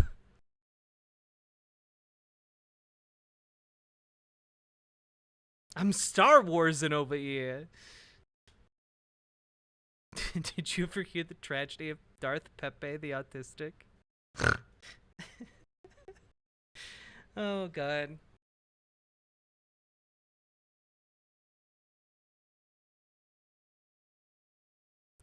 You're consistently fantastic from what I've seen. Well, thank you. Go tell all your friends and family, huh? The goal is to get viewership up, so I don't have to rely as much on subs and donos from you fine folks. I mean, subs and donos will always be appreciated, but like, I'd like to not stress out of like, I'd like to not stress about being able to pay my bills. You know, it's stressful being a streamer. Yo, I'm at walking over here. We're gonna be bigger than Hassan, baby. I promise you, if I ever get bigger than Hassan, I will not. If I do ever platform a Houthi pirate, I'll at least ask some harder hitting questions, huh? How about that? If I ever platform a terrorist, I will ask the hard hitting questions. Mr. J Logic, hello, and Resonate. Thank you for the 300 biddies over on Twitch. I appreciate that. Finally, another button. Penny, thank you for gifting Lady Raincloud a sub. Let's go! Daily reminder, I'm bigger than Hassan. Andor is up there with The Wire. It's that good. Well, I watched the first episode of it last night, and it was indeed that good. I mean, like, I feel like I haven't seen any of the plots pay off, but the character writing is extraordinarily solid. I'm glad you guys like my voice. You know, I don't particularly care for my voice. I've had to listen to my voice a lot over the years editing my content, but like, I'm glad you guys like it, because I am very self-conscious about it.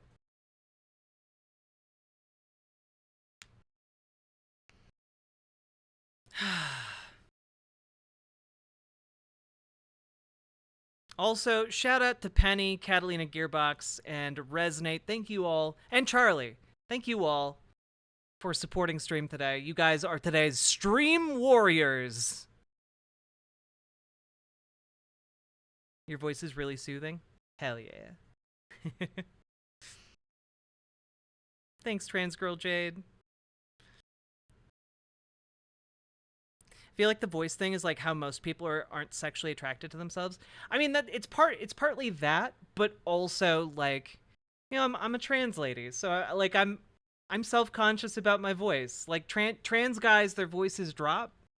Trans girls don't get that, you know. So I'm always nervous about my voice. Wish I had all the monies to give you.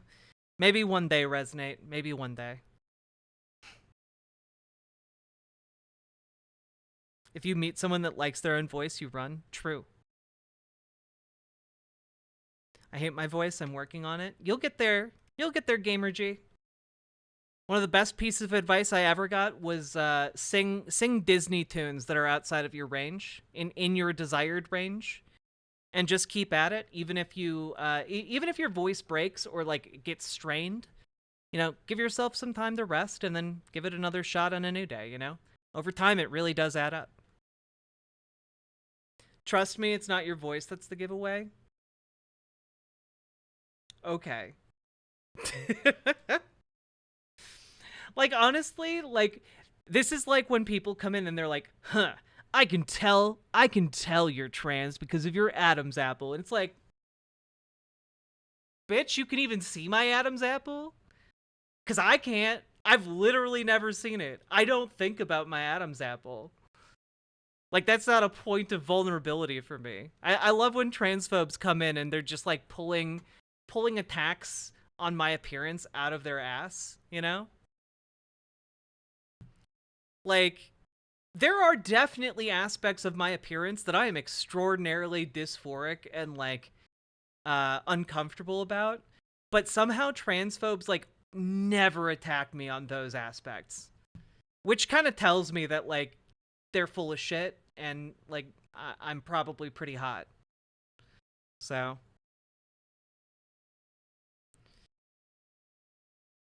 I don't know. I guess I've also just never looked around at, like, people and been like, there's an Adam's apple, there's an Adam's apple, there's an Adam's apple. Like, no, I don't think anybody does that. That's weird. That's such a weird way to look at other people. Why Disney? Are they easier or more melody or something? They're just better known, and like I think often a lot of Disney vocal tracks go into uncomfortable zones, which can help like with voice training stuff, you know? Thank you, Trans Girl Jade. I appreciate it. Also, like literally coming in like today, a day when my boobs are like literally phenomenal. Goodness.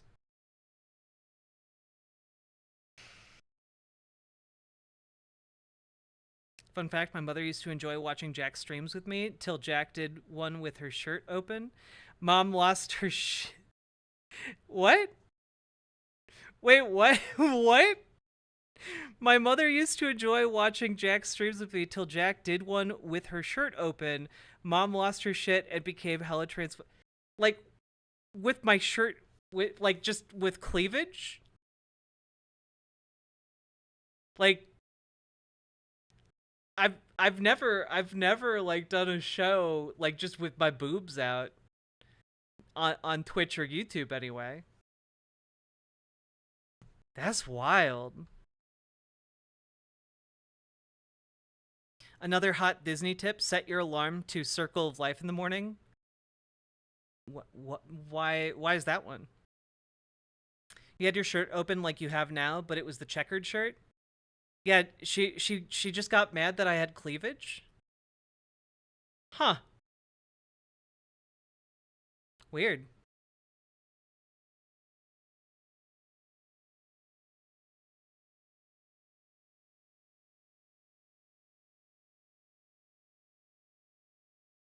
Well, thank you for sticking with me, even though I'm a degenerate booba haver.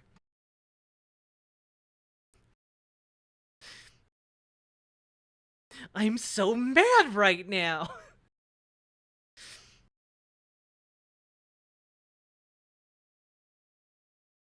Let's see.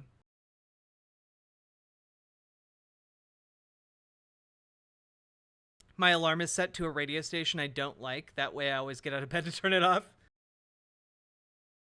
Wait, this is a sincere comment? Yeah, no, it was a sincere comment, Resonate. My mom's pretty gay, so I don't think your boobs would bother her. I do tend to do very well with gay moms. This is true. It's a demographic I have on lock. I also tend to do well with salt and pepper dads.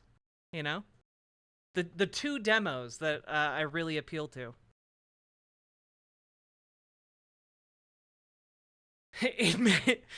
Your boobs make me mad, but I stick with you. Thank you for being the bigger person and overcoming the and really overcoming my voluptuousness. I appreciate it.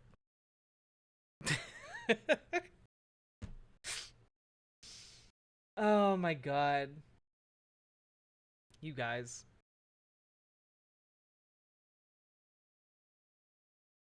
And let's see. What else do we want to go over today? Do I put it up for a vote? Do I put it up for a vote? Ooh, you know what? I just had a deliciously evil idea. One of these days, we're gonna do a stream where we're gonna do like a lengthy piece of content at the front, right? But you have a limited amount of time to throw subs and donos at the stream, and how many you raise directly corresponds to which content you watch. You know, like if it's less than 10 subs, we watch like Steven Crowder. If it's 20, 10 to 20, we watch Ben Shapiro. You know, Paycheck just dropped early. Enjoy. OS Crane, thanks for the $5 dono. I appreciate it. Thank you for your eyeballs. And also, like, you're just a lovely person to have around. I've enjoyed the energy you bring to stream. Haven't you done that already? I don't think I've ever done that. The idea being, not that it's a progressively you unlock these things, but like, you know, at like at like 40 subs, you know, we do like Kitchen Nightmares. But at 30 subs, we do a Jordan Peterson. At you know, etc. You get it. Whatever, however far you get is what the next bit of content is. I don't know. Yeah, exactly, Silver Jacket Man. You get it. You get it. At 0 subs, it's the 10-hour Destiny v Lav review. I don't even know who Lav is, or if they actually debated for 10 hours, but yes. I like the idea where I get to punish you guys, and by extension, myself. You know? It's like self-flagellation with extra steps, you know? Flagellation? Is that... I think flagellation is what I'm thinking of. You know, where you like, whip yourself? Is that the right term? Yeah? Okay.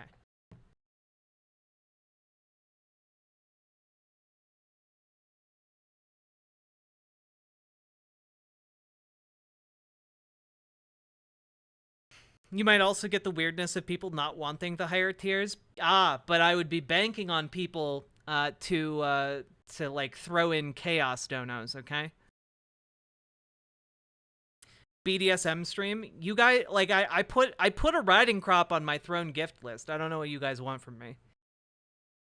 You guys can control the BDSM stream likelihood. It is an expensive riding crop though, so I'm not holding my breath for that one.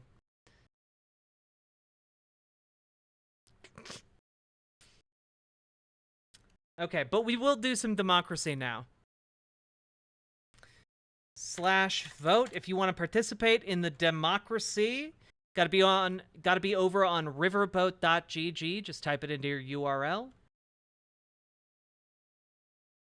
Oh, Paladin, we don't actually have a throne command yet, but I can grab the link for you real quick. I should probably set that up. Beep, boop, boop, boop. Copy. Paste. There you go. Vote. What content? You'll have 30 seconds to vote, chat. Steven Crowder or ANCAP debate or the other one here. What we get? Ah, yes. Milo v Destiny or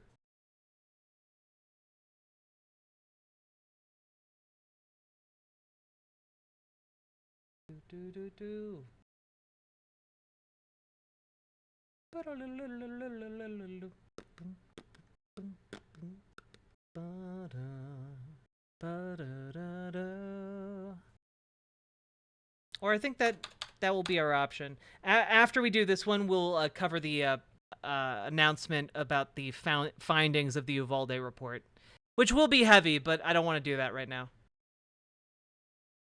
All right. You have 30 seconds to vote, starting now.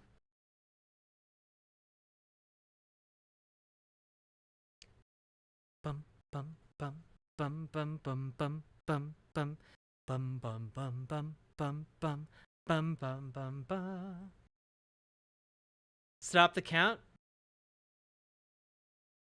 Damn. Nobody's voting for the ANCAP debate. I guess you already got all your content for that one. 1 is Crowder, 2 is ANCAP debate, 3 is Destiny versus Milo Yiannopoulos. All right. That is an oddly expensive crop. It is. Honey Burdette has expensive shit for whatever reason. Honestly, if anyone's gonna buy me anything off of Honey Burdette, I would prefer it not be that riding crop. Let's see. So we're doing Steven Crowder. You guys did want this.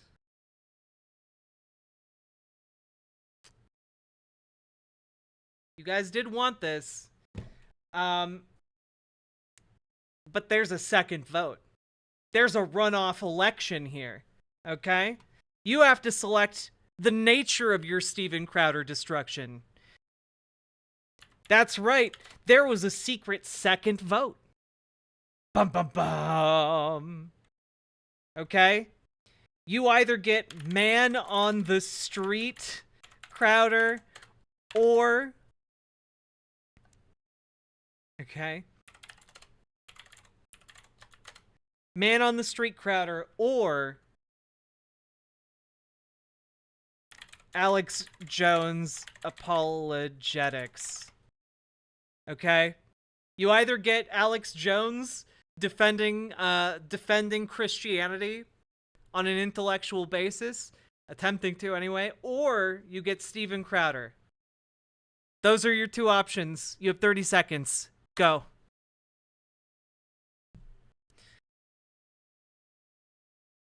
Both. Each one is an hour and a half.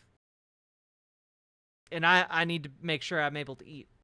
Maybe if you guys really want the other one, we could check it out.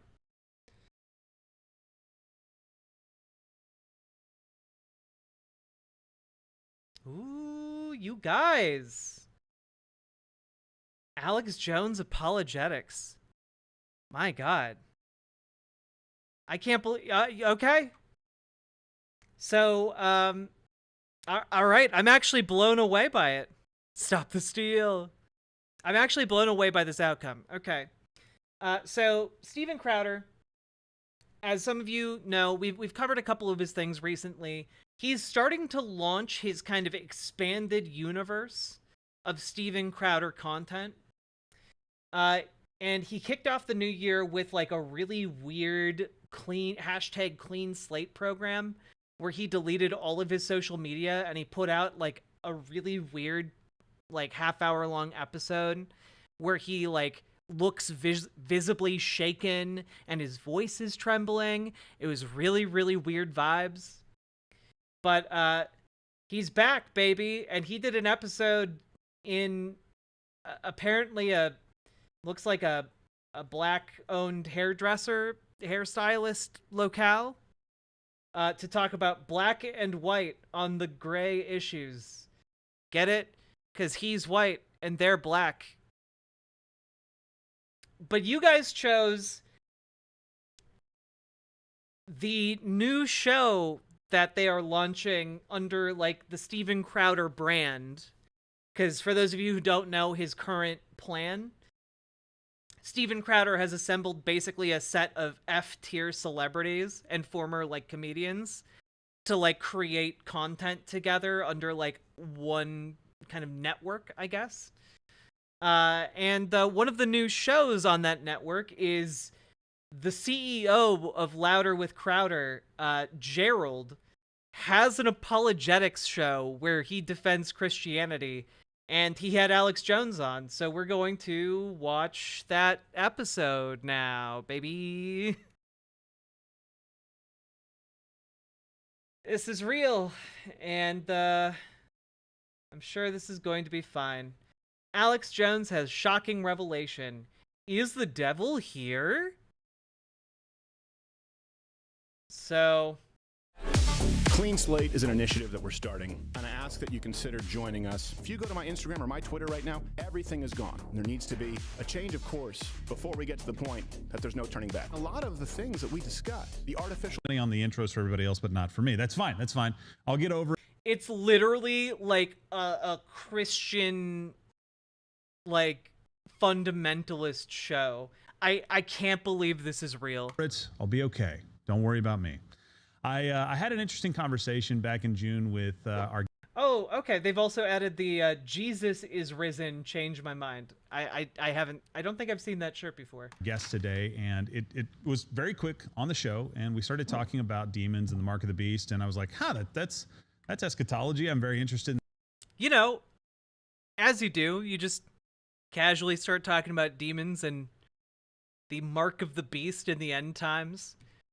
Okay. I do want to say, if they're going to continue to talk about demonology and Mark of the Beast stuff, I'm really wondering if they're going to bring up the Christian theory that barcodes like, you know, when things are scanned as like you're buying things at a store, there's a Christian theory that barcodes are the mark of the beast. And that if you buy anything with a barcode, you've been marked by the beast and therefore are going to hell. That's a real thing that real people still believe. It was much more popular in like the 80s, but not so much now, you know? Oh, Gamer G, bless you for remembering. In that, and so Alex Jones, I thought I'd come down here and hang out in your world, and we could continue our conversation. I think it literally lasted maybe 60 seconds on air, and we didn't really get into it a whole lot. Captain Morgan, you are now promoted to Admiral Morgan. Admiral Morgan. Yes, the music is the music video that directly references the Mark of the Beast being barcodes. There's a song called "Kathy Don't Go" that is imploring a girl named Kathy not to go to the supermarket, otherwise she'll be marked by the beast. And in the music video, she has to flee into the hills to live with her Christian resistance movement. But it's also a very catchy song. I'm just gonna play like a couple seconds here. Can we subtracted from your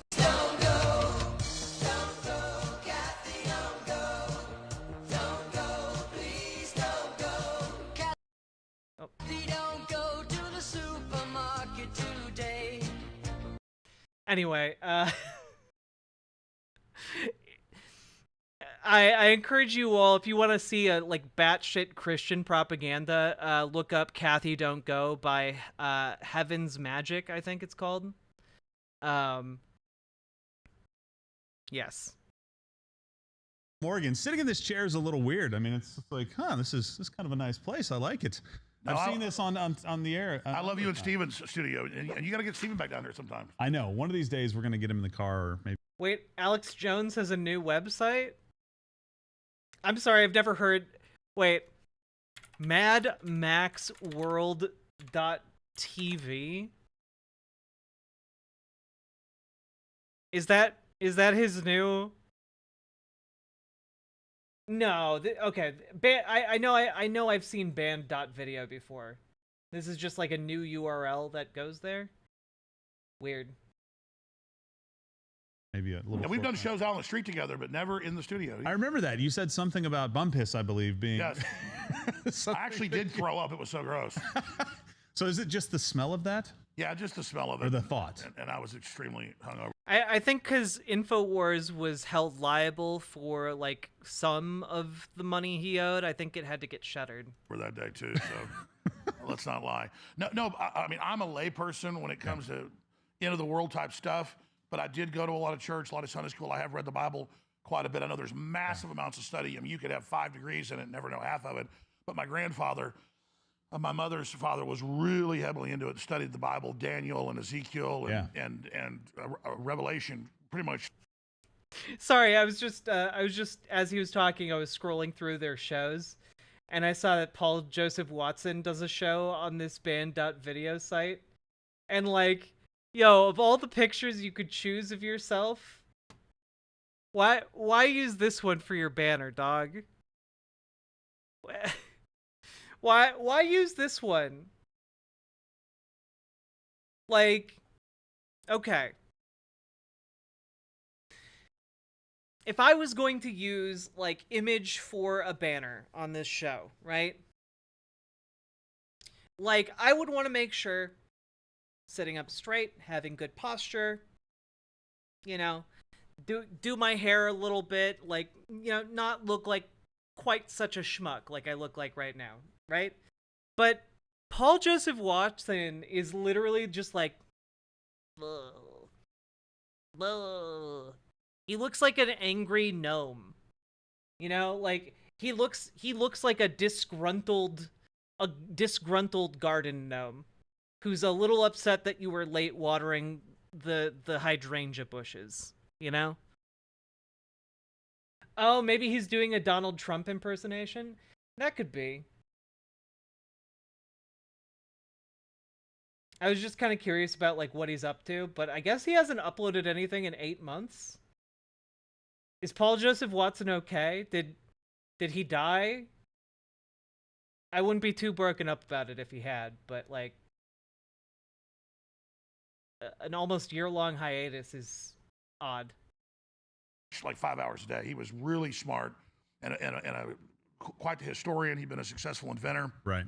A lot of other things. But last 20 years of his life, he's dedicated to studying the Bible. I remember him like breaking down the New World Order and global government. They'd have a computer and that would control everybody, and you'd have to do what they said or you wouldn't get the mark. He would always explain, you don't just take it and then it's because you've taken it that you're going to go to hell. It's that taking it, you have to submit and worship and follow the whole system. So he would basically rant, kind of like Alex Jones, almost like he was my grandfather. He would look like me, just about this all the time. And I would, come and visit him in the summers, and then I moved down there when I was a senior in high school. Started hanging out with him and my grandmother almost every week. What years roughly? What decade was this? I was graduated out of high school in '92. Okay. And so I moved here like in 1991, and so my grandparents lived here. Yeah. And he was just really big into eschatology, and so I heard a lot from him. Well, the church used to be really big into it, and that's why I was really asking that, because back in the 1980s, I mean, there was a lot of fire and brimstone preaching, and a part of that was telling the end of the story. So let me just tell the guys listening and gals right now, we're talking about the end times. So eschatology is kind of the study of the end times, and just so you understand what that is, if Genesis is kind of... Not to be confused with scatology, the study of current times. Yep. Of telling the beginning of the story, which it obviously is, Revelation and some of the prophetic literature leading up to that is really telling you how things come to an end. And some of the things that Alex just said would have just been in the 1960s, 1950s, 40s, 1800s. You're crazy. There's no way any of that stuff could happen. But obviously we see a lot of it happening today, and so people are very interested. It's apocalyptic. Anytime you see a History Channel show that talks about the apocalypse or something like that, people tune in because they're like, oh, there's something that draws us in to want to know a little bit more. And this subject is debated quite a bit, right? We were talking just a second ago about mid-trib, pre-trib, post-trib, no-trib, whatever. One of my favorite things is when Christians like create their own slang that kind of like oddly coincides with other kinds of slang, and they're completely unaware of it because they're like in their 50s or 60s. Yeah.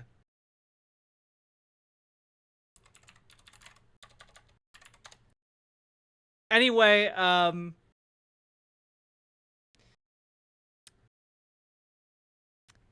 I guess maybe I'm telling a little bit on myself. Don't Google tribbing or trib, because in the wider vernacular, that does not refer to the tribulation times. It refers to something else a lot more explicit, that I don't think either, well, Alex Jones would be comfortable. I don't know that Gerald would be. Yeah, he's trying to say tribulation, chat. He's not trying to talk about tribbing, i.e. lesbian scissoring porn. He's not trying to talk about that. He's trying to talk about, he's trying to make it the tribulation cool and hip for all the kids, okay?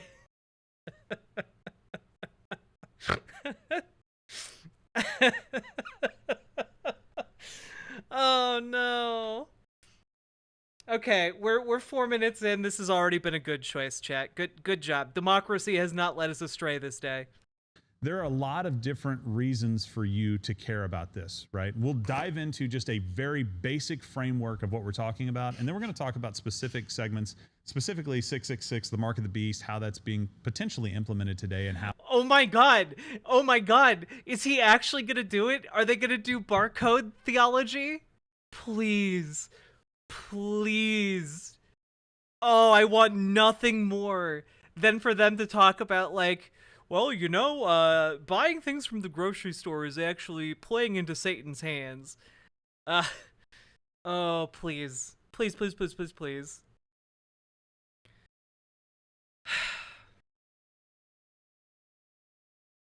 Also, please, please, please, please, please drop some subs and donos on this stream, baby. Let's go. How you can make sure that you don't accidentally do that. You can't. That's the whole, the kind of the trick to it. You can't accidentally take the mark of the beast, but we're going to hit a few more points. Maybe something that most people don't know is that for every prophecy on the first coming of Christ, which that is the Messiah, that is for the Jews, that's it, right? They were waiting for and looking for and desperately hoping for Messiah to come. For every prophecy on the Bible about Messiah's first coming, there are roughly 8 concerning the second coming. There's 8 more than the first coming, right? So it's multiple times more mentioned in the Bible, and a lot of people don't really take a lot of time to understand those prophecies or to really kind of think through it. They do take time to go. Revelation's tough to understand. Revelation's difficult because you're welcome, Mike B. Not everyone is you know, as deep into lesbian lore as I am, I guess. Because there's all this imagery that's being used, and there's all this flowery language that I don't really understand. And we'll get into why some Christians have a bit of a problem with that. But it's important for you to know, because God spent about 8 times the time speaking about the second coming than he did the first coming. And obviously the first one was a big deal because it kind of saved people. Without the first coming, the second coming doesn't really quite matter that much, because we would all be under judgment, and I wouldn't want to be around for that anyway. But it's true. The first come is a really big occurrence, chat. The first come is very big. The second come, though, is the most rewarding. We all know that one. Okay. That's just basic biological sense. I guess my big question, Alex, is what made you start? So you talked about it a little bit. Was it your grandfather, you said? Yes. So other than that, was there any influence, or was it just your grandfather's? You heard it here first, folks. The second coming is 8 times bigger than the first coming. Influence talking about kind of eschatology that made you dive into it a little bit? Well, I want to be 100% clear. I mean, the New World Order has brought us the end times and has proven the Bible's right. So that's why I've gotten way more interested. I mean, growing up, we went to church on Sundays, and then we would have Bible studies a lot of times at the house on Sunday night, my parents led. Mm-hmm. And I could watch it if I wanted to and hang out there if I wanted to. There'd be like 20 people there, but usually there'd be some other kids we run around outside. And we went to church on Wednesdays, and we went to a evangelical style. It's really bizarre to me that Rumble doesn't have like any kind of caption feature. That just feels like something they'd have, but nope. Pretty big church, and so I was just growing up with this as a background, and so it's kind of in the back of your head. Yeah. And then my grandfather, once I moved to Austin, when I was in college, and then had my job and already on air for a lot of years. He died about 12 years ago. My grandmother about 5 years ago. He was just constantly saying, "Watch, this is all going to be fulfilled." And he would get really upset when he'd see these preachers on TV setting a date. He would say those people are deceived by setting a date. Then when it doesn't happen, that's going to make people fall away. That's a tool of the devil. Right. And he was just really, he said, comes like a thief in the night, no man knoweth. It's Christ at the hour of the return. And so then I've seen the left use that when these preachers get a bunch of attention saying it's this date for like a year, then it doesn't happen. Then they say, oh, the Bible's disproven. No, the Bible says no one knows. And if they tell you they know, that person's bad. Yeah, exactly. So it's all there. And so the older you get, the more you know, you go, this is incredible. Like, I get chills right now. So I want to be clear. I'm not Mr. Preacher, and I'm not holier than thou. I mean, I don't tell lies on purpose, and I don't sell out to evil. But, I mean, I made the point about being humble. I don't tell lies on purpose, says man currently on hook for $1 billion in damages for telling lies on his program. Incredible. Over. That's probably why I was throwing up. I mean, I've got my own issues. I'm not perfect. I'm not on. We all do. I'm not on some high horse. So many people are turned off by the church because it's preaching a watered down Bible, and it's also just attacking people individually instead of showing them the big picture. The devil's real, God's real. You better pick a side. And so people, that's why I'm so much into end times. Is it's here, and it's all being fulfilled, and the globalists are fulfilling it and saying the future's not human. You will merge the machines. You will submit to all our social credit scores, our ESGs. You'll be tracked in live time. The Bible says everyone worldwide will see the image of the beast talking to them at once. They'll worship it, and that's television, holograms. Right. I mean, it's... Oh, yeah. The Bible totally talks about holograms, dog. It totally talks... Yeah, holograms in the Bible. Confirmed.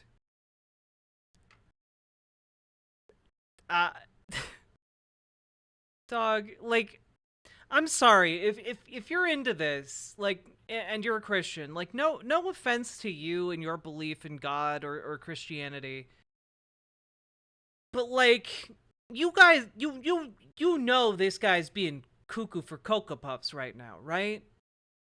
Like, if you're watching this and you're like, yeah, this guy has a lot of good points, that's a really bad sign for you. It's like there's no way John on the Isle of Patmos 2,000 years ago just made this up. There's no way Daniel just made it up, or Ezekiel, and it's just all congruent, proving itself. And so if someone doesn't have the Holy Spirit of discernment, they read it's a bunch of gibberish. But once you actually are, plus we're living in the time. You said something so important that I'll shut up for a minute, Gerald, and that is in the 70s and 80s. I mean, there I was, not just going to our church, but I would also go with my friends to their church. And it was like there were all these movies and films, and people were really awake. There's going to be a one world government and the beast system in Brussels and a beast computer. It was everywhere. It was everywhere. And then once the 90s. Yeah, what he's talking about, the beast computer system, what he's talking about there is literally, again, barcode theology. This is crazy, dog. In the 2000s, and once it all started coming true, the preachers went, whoa, because it's one thing to say the Bible says it's coming, and then it's kind of like science fiction and really interesting. But now a lot of the preachers are like, whoa, I'm not going to scare the hell out of people, which is actually, we should be celebrating and going, my gosh, our God is real. Right. This is a warning. God gave us free will, but God also gave us a cheat sheet. Yeah. And so like, hey kids, I want you to pass the test here. Here's the, so if you pay attention, you will.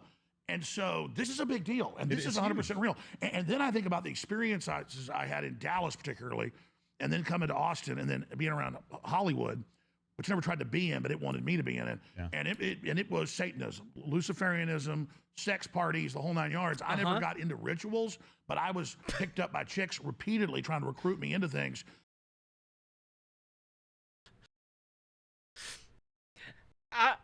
I was being picked up by chicks who were trying to seduce me with their feminine wiles to worship Satan. But I said, no, I am virtuous. I'm sure Alex Jones... Yeah, I'm sure all of these things really happened. Mm-hmm. In Dallas and a decade later in Hollywood. Austin's more new agey, not a lot of that here. But that's almost a more creepy form of it. Yeah. So I've really, I never fell away and said I denounce God and God isn't real, I'm an atheist.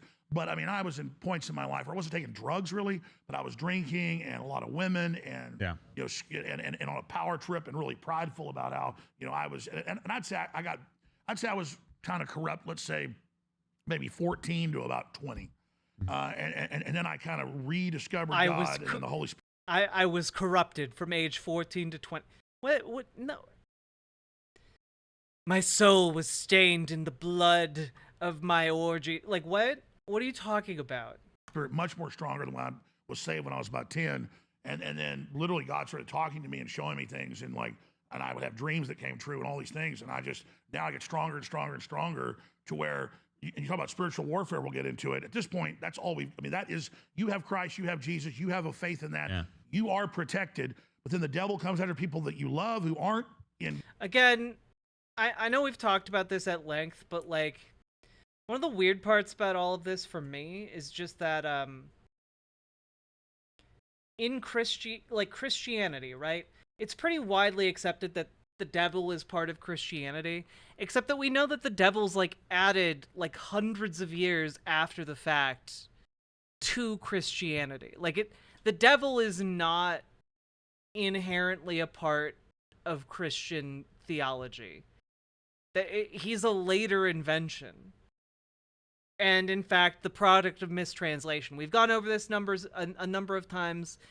Yeah, effectively a lot of the modern day conception of who the devil is or what's going on with the devil comes from the Renaissance, comes from works like Paradise Lost and Dante's Inferno, and the artistic depictions of angels and such, right? And I guess part of the weird part about this for me is just So many people just believe it whole cloth and don't actually stop and think and wonder to themselves, what is actually in the Bible? Because when you read the Bible, there's not a whole lot of Satan in there. You know, like, it's pretty sparse when it comes to that, which is pretty interesting. You wouldn't necessarily think that. God. That's why you've got to get them into the Holy Spirit, or the devil's going to chew up your family in front of you. So that's what people better understand. This is more important than guns in your gun cabinet or storable food or water, is getting your heart and soul ready, because believe me, folks, without God, you won't be able to withstand Satan. This is going to be hardcore. No flesh will be spared if God doesn't intervene. Right. And I want to bring something back up that you said, and I'll get to that in just a second. What you just said, no flesh will be spared unless God intervenes. There's some great quotes for us that really help us in Scripture that say that unless the Lord guards the city, the watchman watches in vain. Like, it doesn't matter. You can be as prepared as you want to be, but if God is not watching over the city, it really... Wait, sorry. How much of this is Alex lying versus Alex being genuinely religious? I mean, I don't think anything Alex Jones does comes from like a genuine place, really. So I think a lot of it is just him grifting, but he is grifting using ideas that real people genuinely do believe. Really doesn't matter, right? It's a bigger picture than this, but churches did get away from this. And I think maybe because they started seeing people kind of practice this escapism, right? So instead of focusing on being productive here and now, right? What am I supposed to do today? What am I supposed to do in the next 5 years of my life if by chance the Lord allows me to have those? They started looking kind of into the future, and they were so heavenly minded that they were no earthly good, is what my pastors would say every once in a while. But churches got away from preaching about Revelation and Daniel and some other topics that are very, very interesting and very important topics, because it basically gives you the opportunity to point at Scripture and go, God called that, right? In Ezekiel, when it talks about the dry bones and the nation of Israel coming back, like that's something that has to happen for the rapture to happen, for the tribulation to happen. It talks about them having a temple and having sacrifices, and then having the abomination that causes desolation set up. Well, if Israel isn't a country, if Israel doesn't have the land, there is no temple, right? There is no temple right now, but it's impossible unless they're there. Well, until 1948, that was impossible. Remember how we keep talking about how American legislators explicitly supported moving like the U.S. Embassy in Israel from Tel Aviv to Jerusalem in order to appeal to an evangelical base? Remember how we talked about that? This is why. Like, he's talking about a real evangelical belief. And I need to emphasize, like, they've never hidden this belief. Evangelicals have been writing about this and talking about it openly for 50 plus years. Like, this isn't a secret agenda. They are loudly calling for this constantly. And the thinking being that by putting and supporting the state of Israel where it is, the Jews will be able to rebuild the temple, which will usher in the second coming of Christ and the rapture / end of the world. It is an end times cult. Yes, it is. But I also want to emphasize it's a specific end times cult to evangelical Christianity. Like, other parts of Christianity don't believe in a rapture. That's something that was like they came up with that in like the 60s out of basically whole cloth. The same way like the devil was DLC, the rapture is also DLC. Like, it's not. Most versions of Christianity do not come with that prepackaged.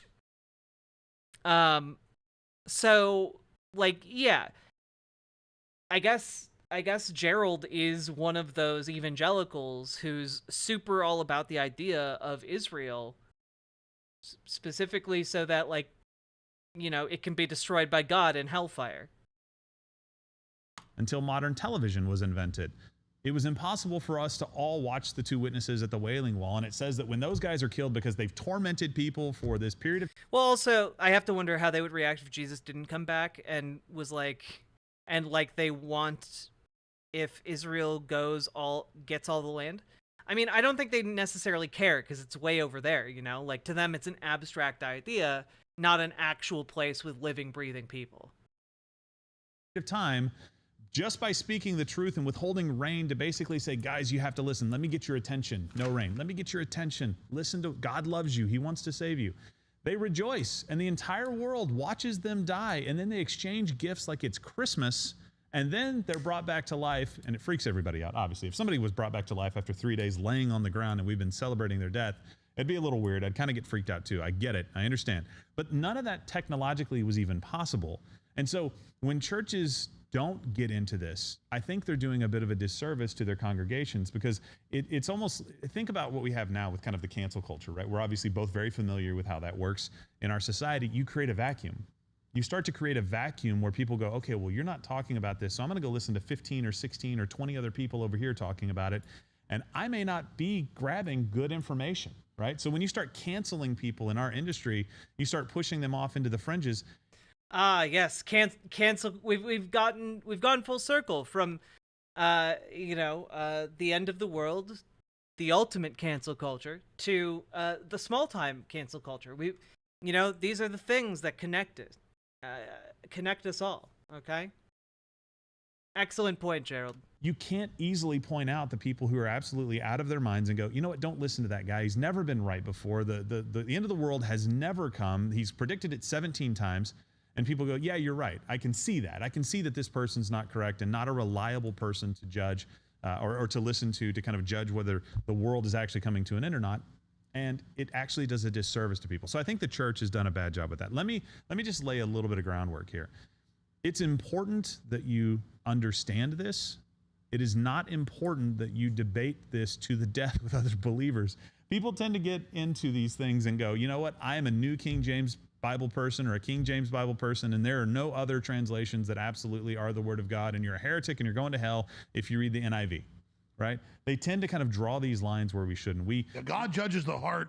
And Christ always talked about the Pharisees up there praying in public. He said, no, right. You need to pray in private. It's about you and God. And I just want to be clear with people. This isn't about even the messengers here.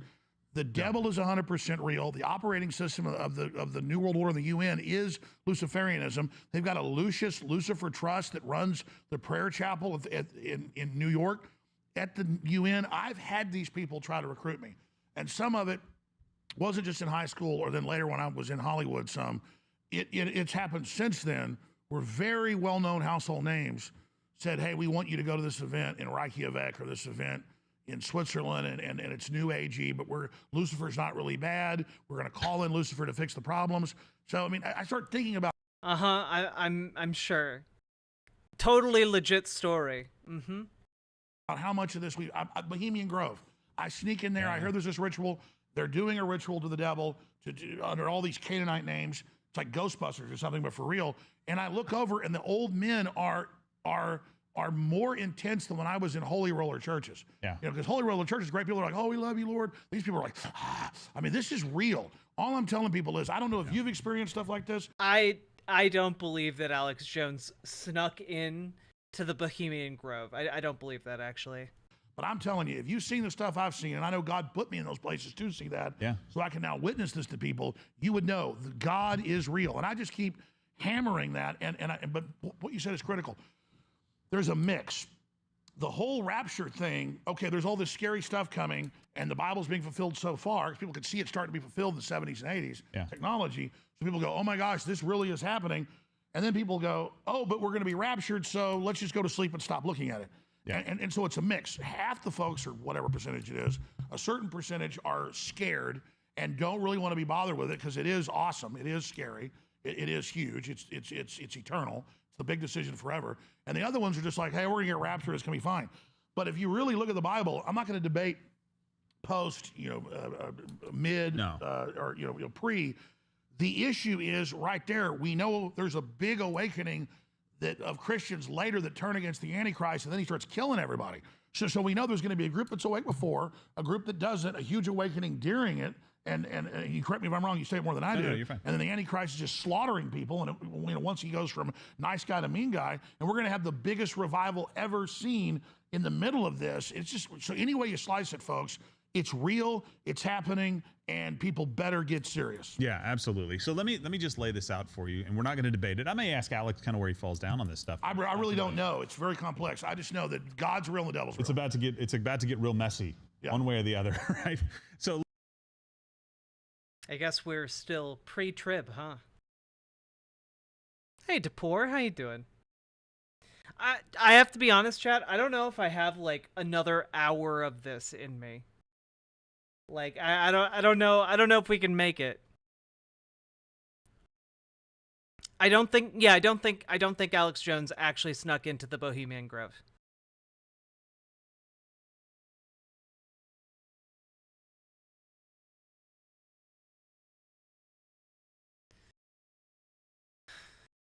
Alex Jones is under 50?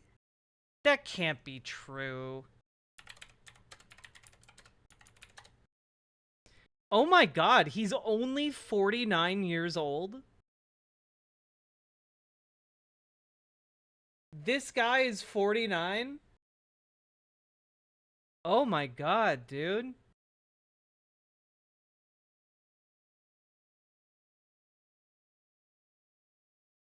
All right. Right, and that's where they talk about this rapture, like this instantaneous, like catching up to be with God. And then at some point, there is a period of 7 years that's called either the time of Jacob's trouble, I think in Jeremiah, or the tribulation, right? A lot of people look at the tribulation and are like, oh, it's a 7-year period. Sort of. The entire tribulation is this 7-year period, but really, the really scary thing, Alex, is that the Antichrist, when he comes to power, is accepted with open arms. This person doesn't come in as a conquering kind of a dictator. He doesn't show up in red pajamas. Right, exactly, right? He doesn't come in and say, you know, you have to follow me. People willingly do that. And before COVID-19 hit, most of you out there right now probably thought, like, there's no way the world would just kind of jump in lockstep on something like this and kind of give up their freedoms willingly and shut down the entire world economy and not ask really important questions. There's no way big tech would, like, completely censor genuine doctors asking questions about this stuff. There's no way that would all happen. Everybody's eyes got opened a little bit on how quickly we fall apart, how quickly we are willing in times of trouble to welcome in somebody who may not have our best interest at heart. To accept a great delusion, which the Bible says if the delusion was so strong they could even deceive the elect. What's the exact quote? That's exactly what it is. You nailed it. Sometimes you just got to believe in yourself, Alex. I mean, I've read this stuff 100 times, but you're trying to get the quote exactly right. No. So I always loosely quote this thing. Like, I've got some scripture written down just to make sure that I get it accurate. But if you hear us talk about it, it's a loose quote. Acts 17:11 is what I would always point you to. Don't believe Alex. Don't believe Gerald. This is very boring. Leave and get out of the city. That was the fall of Jerusalem in 70 AD when the city was burned. And Christ said that. He said, before this generation passes, not one stone will be there. 38 years later. That's pretty much exactly the same time that they were wandering the desert as well before they came into the promised land. So it's a very interesting quote. The generation had not passed, but people are like, well, wait a minute. The Olivet Discourse in Luke sounds very similar to the Olivet Discourse in Matthew. And so they get confused. Matthew is written to Jews. Matthew's whole thing was writing to the Jews. And it was talking about two different times. Jesus at one time was talking to the public during the day. And the other time, he was kind of having secret briefing meetings with his disciples at night. And so that's why there's some confusion about whether that actually already happened and we're in a millennium, or that there is no millennial kingdom. That's just... Oh, shit. Alex Jones in 1995. Down here in Austin. And I'm not going to tell you their address or who they are, but you ought to see how overgrown their house is. I mean, this is just ridiculous. Very nice little neighborhood over there, I will tell you. But it's just crazy. Crazy. I think it makes me the maddest is how the paper countered with that story. We came out and did a story about Mr. Ellingson being harassed by the health department and environmental services, and 2 days later, there was a front page thing on the health department saying how wonderful they are, stopping crime, sewage, and helping the children in East Austin. Why, everything health department did it. Again, we're not going to tell you the address down here of this council member. We're not going to tell you who she is. But just for yourself, take a look at the hypocrisy. Much worse than Mr. Ellington. And they're both in total disrepair and overgrown. So that's the hypocrisy of America now here, folks. And I think the council member needs to answer up why they're allowing the health department to go around terrorizing citizens in the name of environmentalism. So $2,000 a day for non-compliance. Yes, it is ridiculous that the health department is out terrorizing. Huh. Wild. His voice sounds almost normal. Yeah.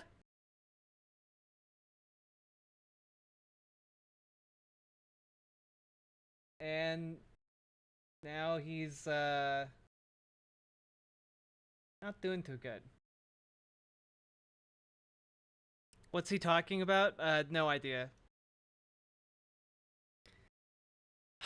Folks, we've been going for 3 hours now. If you've been enjoying the show, please hit the like button on Twitch, hit the subscribe button on YouTube, like the YouTube stream, and consider dropping some subs or donos. Those do genuinely help to keep me alive. They're things I need in order to continue being alive. Another guy whose hair migrated down to his chin. True. Also, folks, good job. You hit 50 likes already on the stream. We need another 19 to hit the funny number, though. Are you streaming on YouTube? Maybe. Maybe not. Let's see here. Thanks, Ashley. You get good sleep, okay? Thank you for helping to invent the internet. I appreciate it.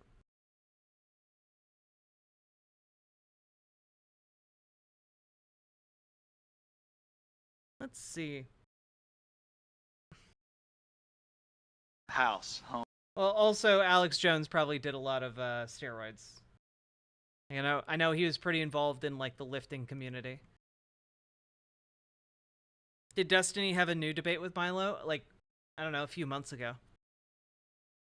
Hey, Batman. Let's see. How are we doing? How are we doing? Do.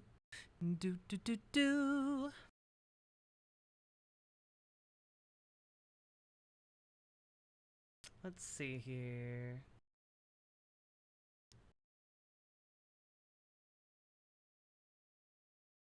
We have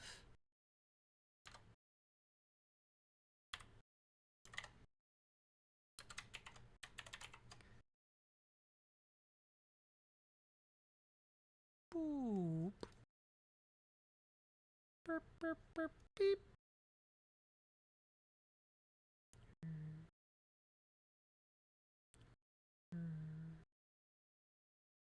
There we go. T.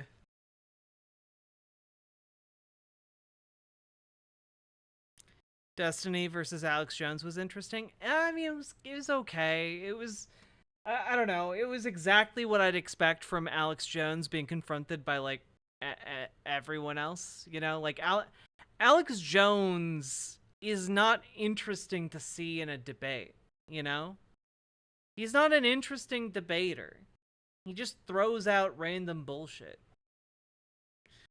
My dude, thank you very much for the raid. Welcome, raiders. How you doing? Hope you had a great stream. Howdy, howdy. Dat Lydia, thank you for hitting the follow button. Balls be moppin'. Hello. Puffin J.O. Is that the J.O. of Crystal fame? And a wild Yami enters. Or Yami.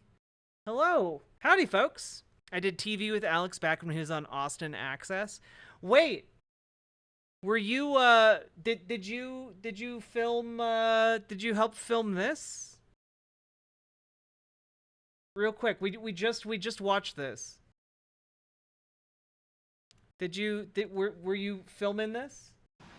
And I'm not going to tell you their address or who they are, but you ought to see how overgrown their house is. I mean, this is just ridiculous. We just Very watched nice this. little neighborhood over there, I will tell you. Oh my God, are you the camera guy? It's just crazy. Crazy. I think it makes me the maddest is how the paper countered with that story. No. We came out and did a story. But about Mr. we just found this unearthed footage from 1995. Being harassed by the health department and environmental services, and 2 days later, You were with him there was in a studio. front page Okay. thing on the health department saying how wonderful they are, stopping crime, Yo. sewage, and helping the children in East Austin. Why everything health. Like, he almost seems like a relatively normal guy in this clip. Like prior to frying his brain on you know, like steroids and stuff. Is there any way I can join? Yeah, you can jump over into the Discord, riverboat.gg/Discord. If you just type that in your browser, you'll get the invite.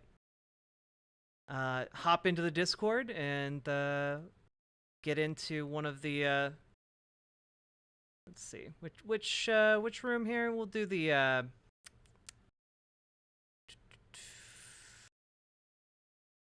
hop into the waiting room.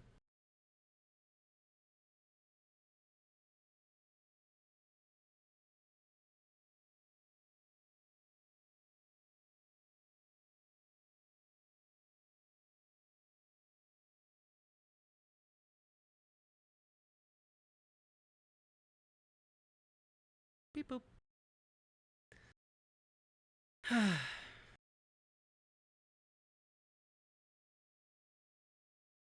10-letter name. How you doing?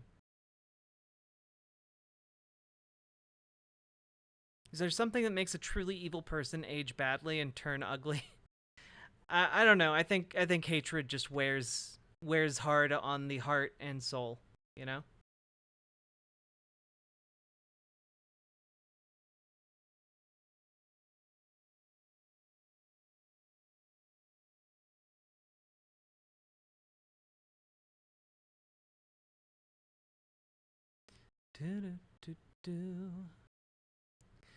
The waiting room, by the way, is under based online content.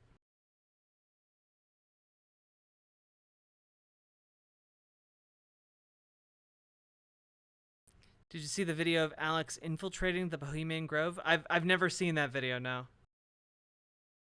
It's called The Dark Side, true. Your Discord had the update? No worries, no worries.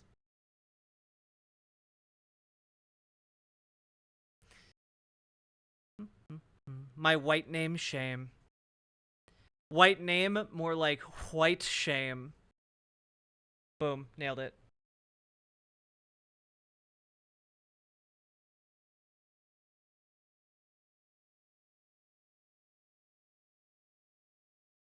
What was it again? Riverboat.gg/Discord. Just type that into your browser. You'll get the invite.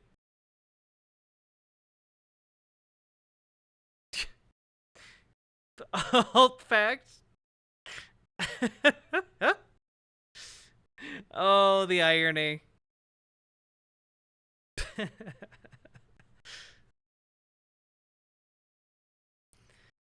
Oh, God. Oh, wait, now I understand young Alex here is complaining about overgrown vines and trees of a city councilor being a hypocrite because everyone else had to cut down their own overgrown grains. Yes. There's video of it. It's one of the things that gave him a lot of clout. Oh, oh my God. What?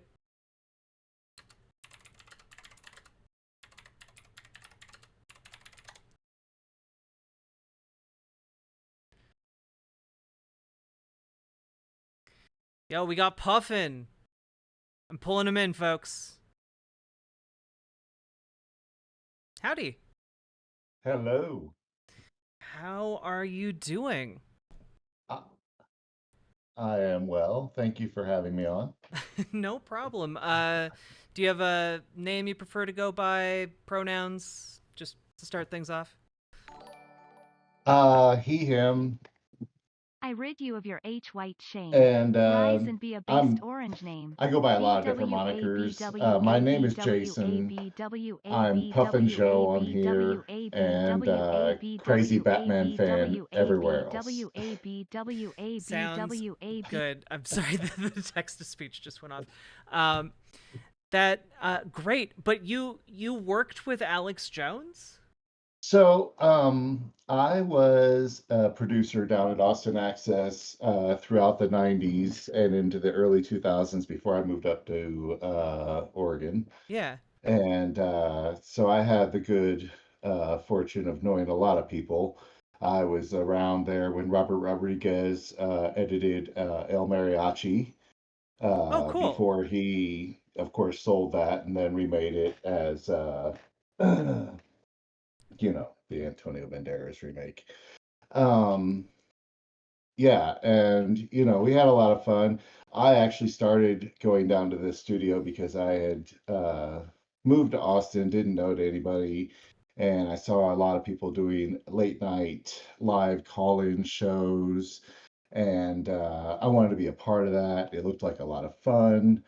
So that's what I would do. I did a lot of live call-in shows. That was my forte. I produced quite a few different shows. I produced a Native American show on Sunday mornings. I produced a comic book and role-playing game show that was quite Whoa. popular. It almost got picked up by Fox at one point. Wait, how did Um, a role-playing game show take off in like 90s, early 2000s? That seems really ahead of um, its time. the role-playing part of it was actually quite hard because that's such a niche thing, even in the 90s. But the good thing was that we traveled around a lot to all the conventions in Texas, which at the time there were quite a few conventions all over the state of Texas. My favorite story about being in a gaming convention in Texas, we were at a gaming convention in Houston, and these guys come in one night. You know how you are when you're young and you go to a convention. You don't even bother about a hotel room. You go to a gaming convention and you just kind of, when it breaks for the night, you might find a couple of people and you kind of go out into Yeah. like the fringe hallway area of where the convention is, and you just kind of play games all night Pretty because much, who yeah. wants to sleep. And these guys come running in the middle of the night and they're like, "Hey, is anybody here from the convention?" We're like, "Yeah." And they're like, "Hey, we got this card game we want to show you guys. We got some sample cards here. You guys want to check it out?" We're like, "Yeah." And so they like start whipping out these cards, and they're like, "Well, we really don't have enough for you to make a deck, but here you can try them out with these." And we started playing and checking it out, and we're like, "Cool, this game is fun. What's it called?" And they're like, "It's called Magic." And we were like, "Cool." And yeah, I had sample Magic cards that I ended up just giving away because I Oh didn't even no. care. Oh Yeah, to this no. day, I regret it. That's a Um, retirement right there. yeah, no doubt. I gave away all my first edition Magic cards too because I never really even cared about it. But yeah, so we had a lot of fun. I went to a lot of Star Trek conventions. I got to meet all the people who I got to meet, Deanna Troy, Yeah. and uh, uh, uh, Dr. Crusher, and got to meet Brett Spiner. Oh, Spiner, don't cool. call him Spinner, he'll correct you. Um, but so, anyways, getting back to it. So I was at the studio, and like I said, this is when Alex was young, not quite as young as that. That's probably a little younger, Okay, more yeah. towards the earlier 90s.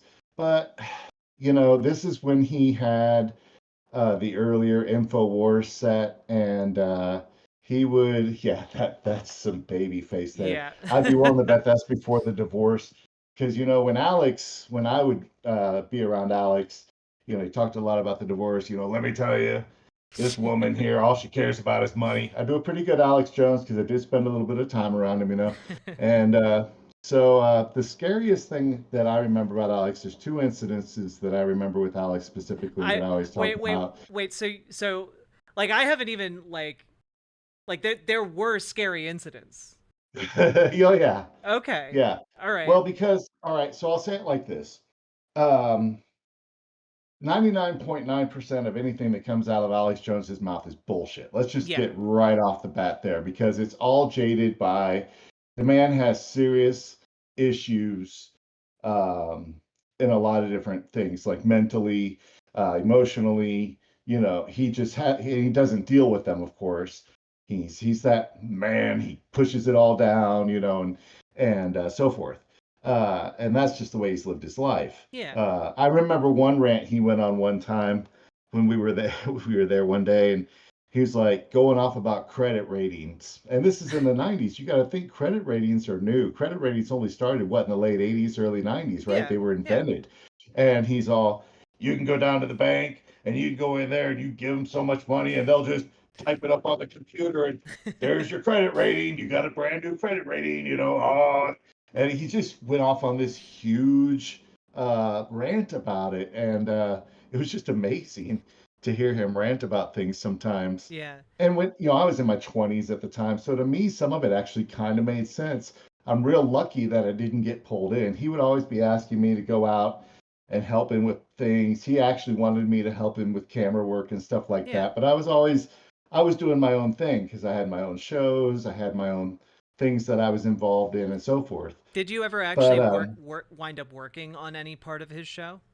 not just in the studio. I would help out from time to time, like with setup, tear down, those kind of things, but Yeah. never like credited or anything like that, thank goodness, because I wouldn't want my name to be attached to any of it officially. Yeah, no kidding.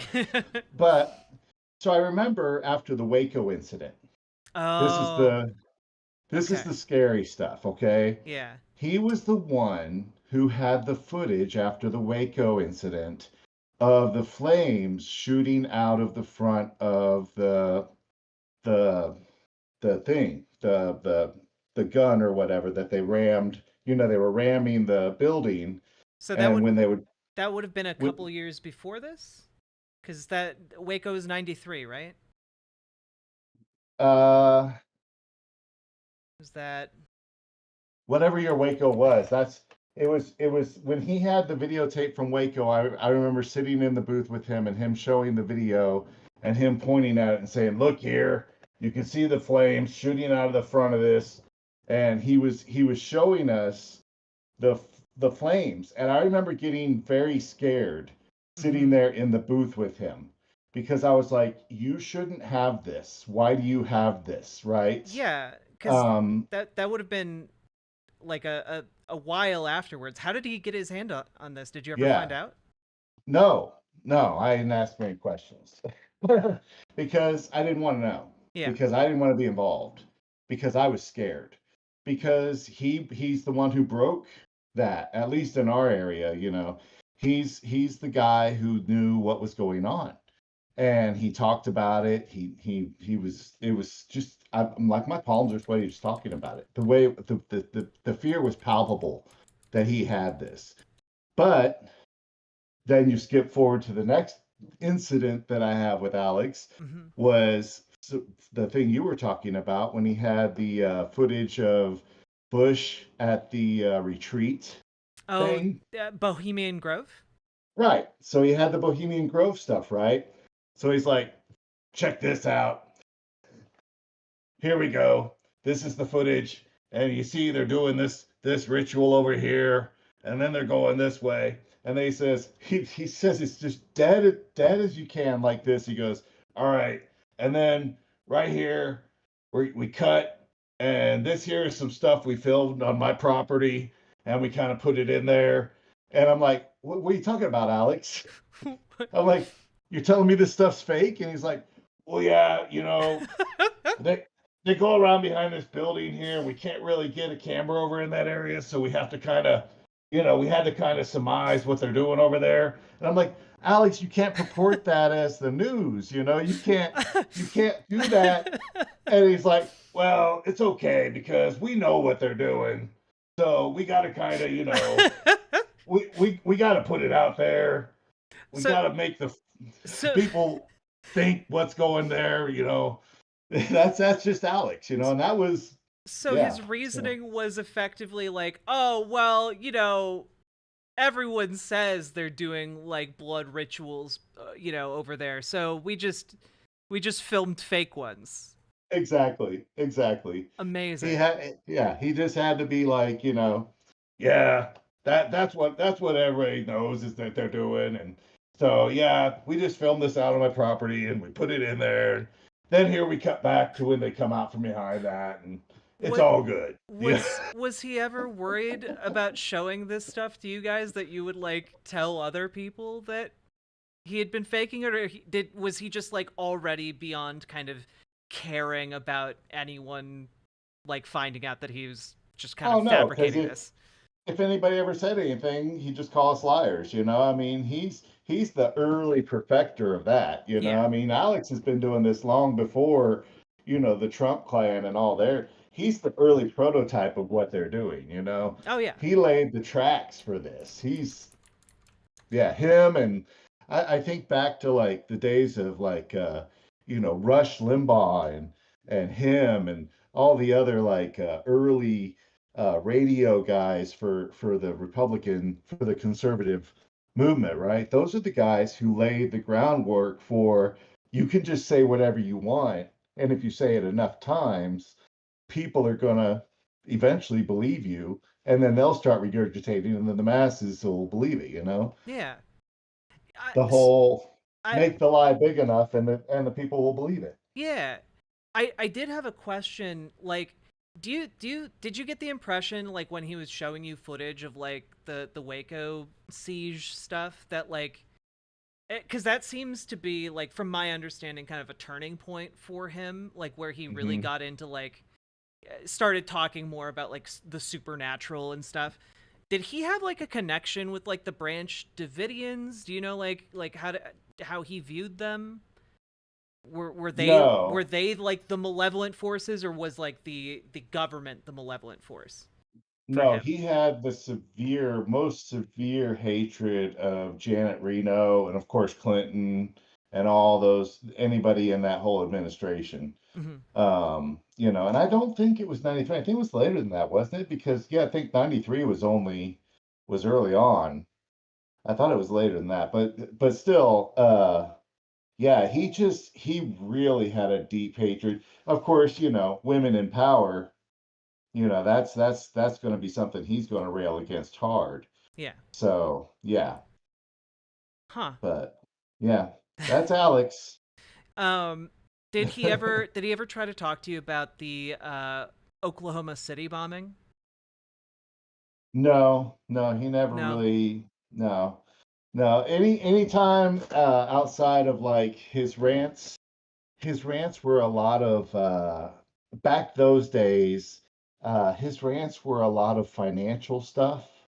Like I said, he did a lot of rant because again, he was the time that I spent with him, he was going through a divorce, um, and it wasn't good for him. Yeah. And so there was a lot of things that would be tied up with that. So he would come in, he'd be all worked up about something that he had to deal with. And so he'd be focused on that. Like I said, he was very big on the banking industry. He Yeah. did a lot of things about the banking industry and how they were all, it was all a sham. And if you had the right amount of money or you knew the right people, well, you could just do whatever you wanted and they would just be your best buddies. So Yeah, like I know yeah. that when he talks about banking today, he often does like a lot of dog whistles and like Mhm. JQ like gesturing. Mhm. Was that consistent back then too, or Yeah, yeah. okay? It's evolved a lot, of course, especially now with Trump, but yeah, he was totally like the New World Order, of course, was a big thing with him. He talked about that a lot. He didn't get into so much of the things he talked about now with the lizard people and stuff. That's that to me when I hear him talk about some of the stuff he talks about nowadays, I'm like, wow, Alex, wow, they have really let you go for too long without your medication. Somebody needs to help that man out. Yeah. So Did I'm just so curious about all of this. Like, To what extent do you think he believed, like he drank his own Kool-Aid? Like, it seems from what you're saying, like he genuinely had feelings about like banking, but Mhm. like was more than willing to just kind of make up whole cloth a lot of other things. Like, Mhm. did you get an impression of kind of like which things he genuinely cared about and which things like he was like, it doesn't matter if it's fake? Well, because even like after 9/11, for example, and he's on that conservative side, he was one of the first people who came out and would talk about the 9/11 attacks Yeah. and talk about things that he saw that he didn't think fit the narrative that they were giving, right? So he would talk about the squibs, he would talk about the planes that didn't match and things like that. I mean, he was very much he's always on the wrong side of things. But And that's kind of his forte. do you think that's deliberate on his part? I think that from his perspective, he thinks that's where he wants to be. That's his bread and butter, is being that guy. Being the guy who is going to always push that side of the narrative. He doesn't want to accept the facts. He wants to try to make you think outside the box, right? Even though he's so far outside the box that there's a whole other box. And yeah, I mean, it's like I was trying to explain to somebody at work the other day about, and I work in a hospital, mind you. Yeah. And I'm trying to explain to a nurse that, when he's talking about the thing or whatever it is that turns frogs gay, and this nurse turns around and says, "Well, he's not entirely wrong on that." Because they've got this thing that actually changes the sex of the frogs, yada yada yada. And I just looked at him and said, all right, so it changes their sex. That doesn't mean that it makes them gay. Do you not? What's your correlation? I mean, sex is not derivative of do you not hear yourself? I mean, and but that's just the problem. These are the people that are his target audience, right? He wants these people who can't quite grasp all the facts. And then he takes that mentality and he gives it a little bit of it's like a pendulum, right? He just wants to give it enough of a tap to where it starts to swing away from the center. Yeah. And as long as he can keep it swinging away from the center, he's doing his job.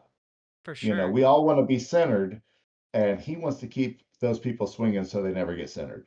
And if he's doing that, he's done his job for the day. Buy my water, buy my special water. It'll help you. Good stuff. Like if Waco really radicalized him, what happened after 9/11? You mentioned that, so I assume you might have been still working with him around that time. No, by that time I had gotten married and had kids. Okay. And the wife wasn't letting me spend as much time at the TV studio.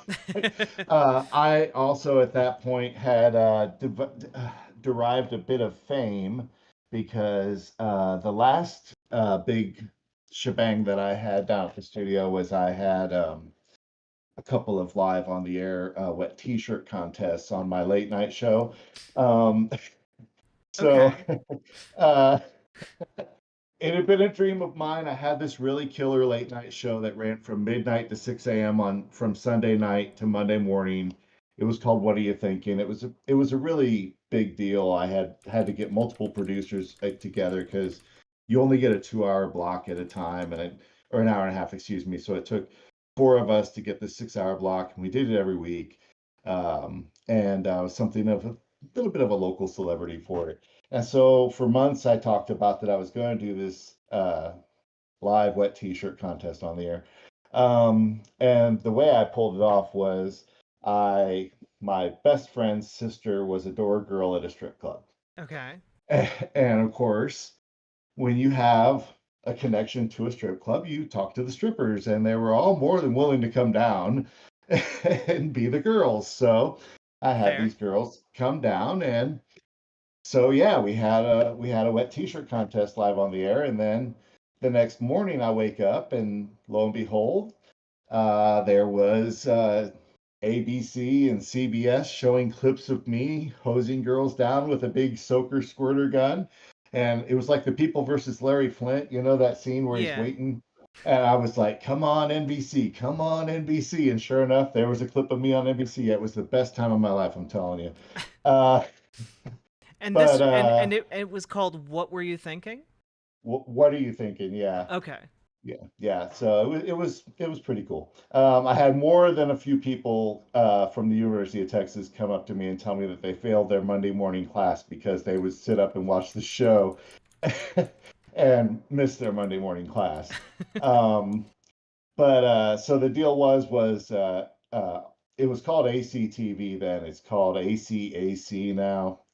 Anyways, but ACTV was going through their budgeting with the city at the time. And one of the board members came to my house and sat down with me and my other producers and just begged us and begged us and begged us not to do another one. And of course, we were smug 20 something kids. And so the next week we had another one. and then after that, As you do.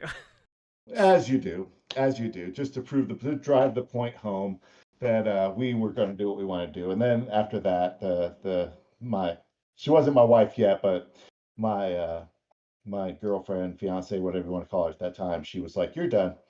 You're done. You're done. Come on, that's enough." And my card was pulled. But I would go down there and hang around a lot. I just wasn't on the air, but so I was around, but I watched a lot of shows still. And Alex was very much after 9/11. He really went bonkers because he was just convinced from day one that that was not at all what we thought it was. He never bought into it. He thought that it was done by operatives. He thought that it was an inside job.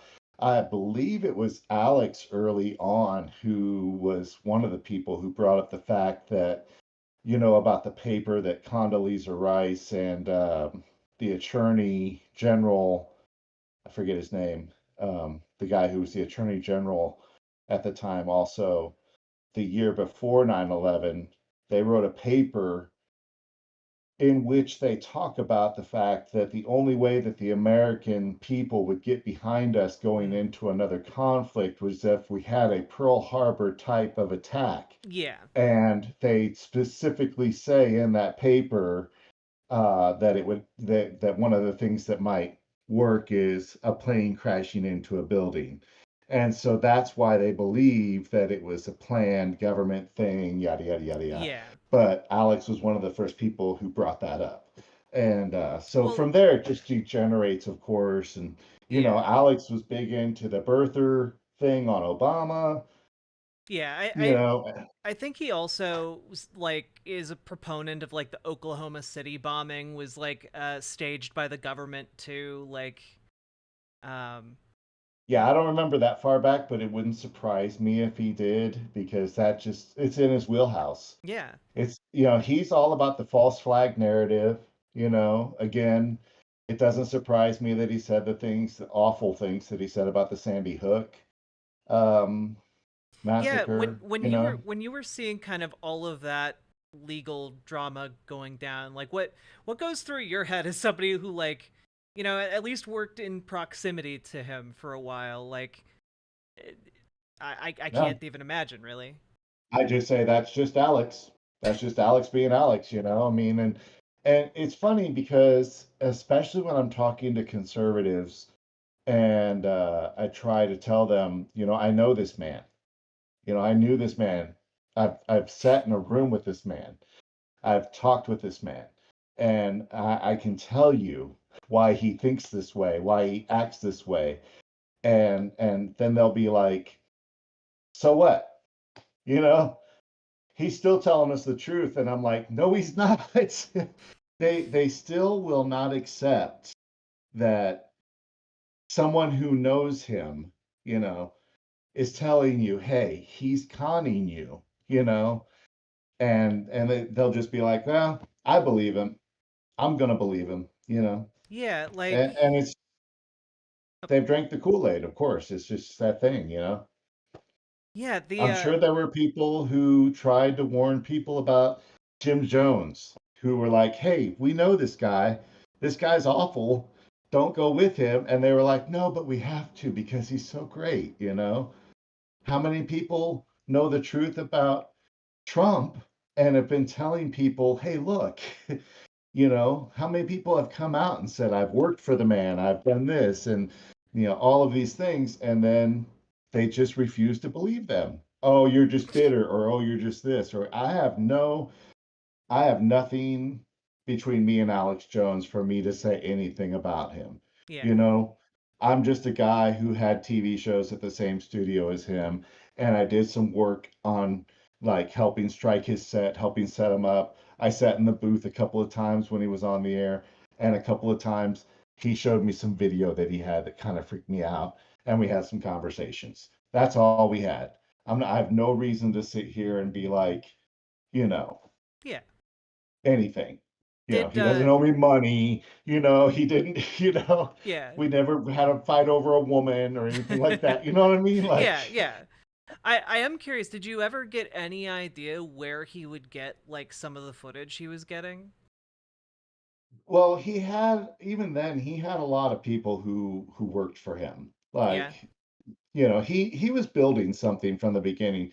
That was the thing about ACTV was we had a lot of people, I mean, in the early days there, because in the 90s was really the boom time for Austin Access. I mean, we had people who left there and really went on to do great things. Robert Rodriguez is probably the biggest one. You Yeah. know, a lot of people don't realize that Robert Rodriguez would do what's called pharmaco studies. We Mhm. have this place in Austin called Pharmaco where you can check yourself in to do.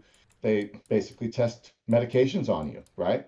And and then sometimes you'll be in for a week, sometimes you'll be in for a month, and depending on the length of the study, you make more and more money, right? Well, he would do the long ones like for a month, and he'd make like 3 grand or however much. And Damn. then he would take that money and he'd go down to Mexico and he'd work on the El Mariachi, right? Mhm. And while he was doing that, um, while he was doing that whole thing, he would come into Austin Access and he would walk around and the people that he knew, he'd be like, "Hey, I'm getting ready to go down to Mexico and work on my movie. You want to come down there and help out? I could use another videographer. I could use a guy to do sound. I could use a guy to do this." And a lot of people were like, "Nah, I'm good."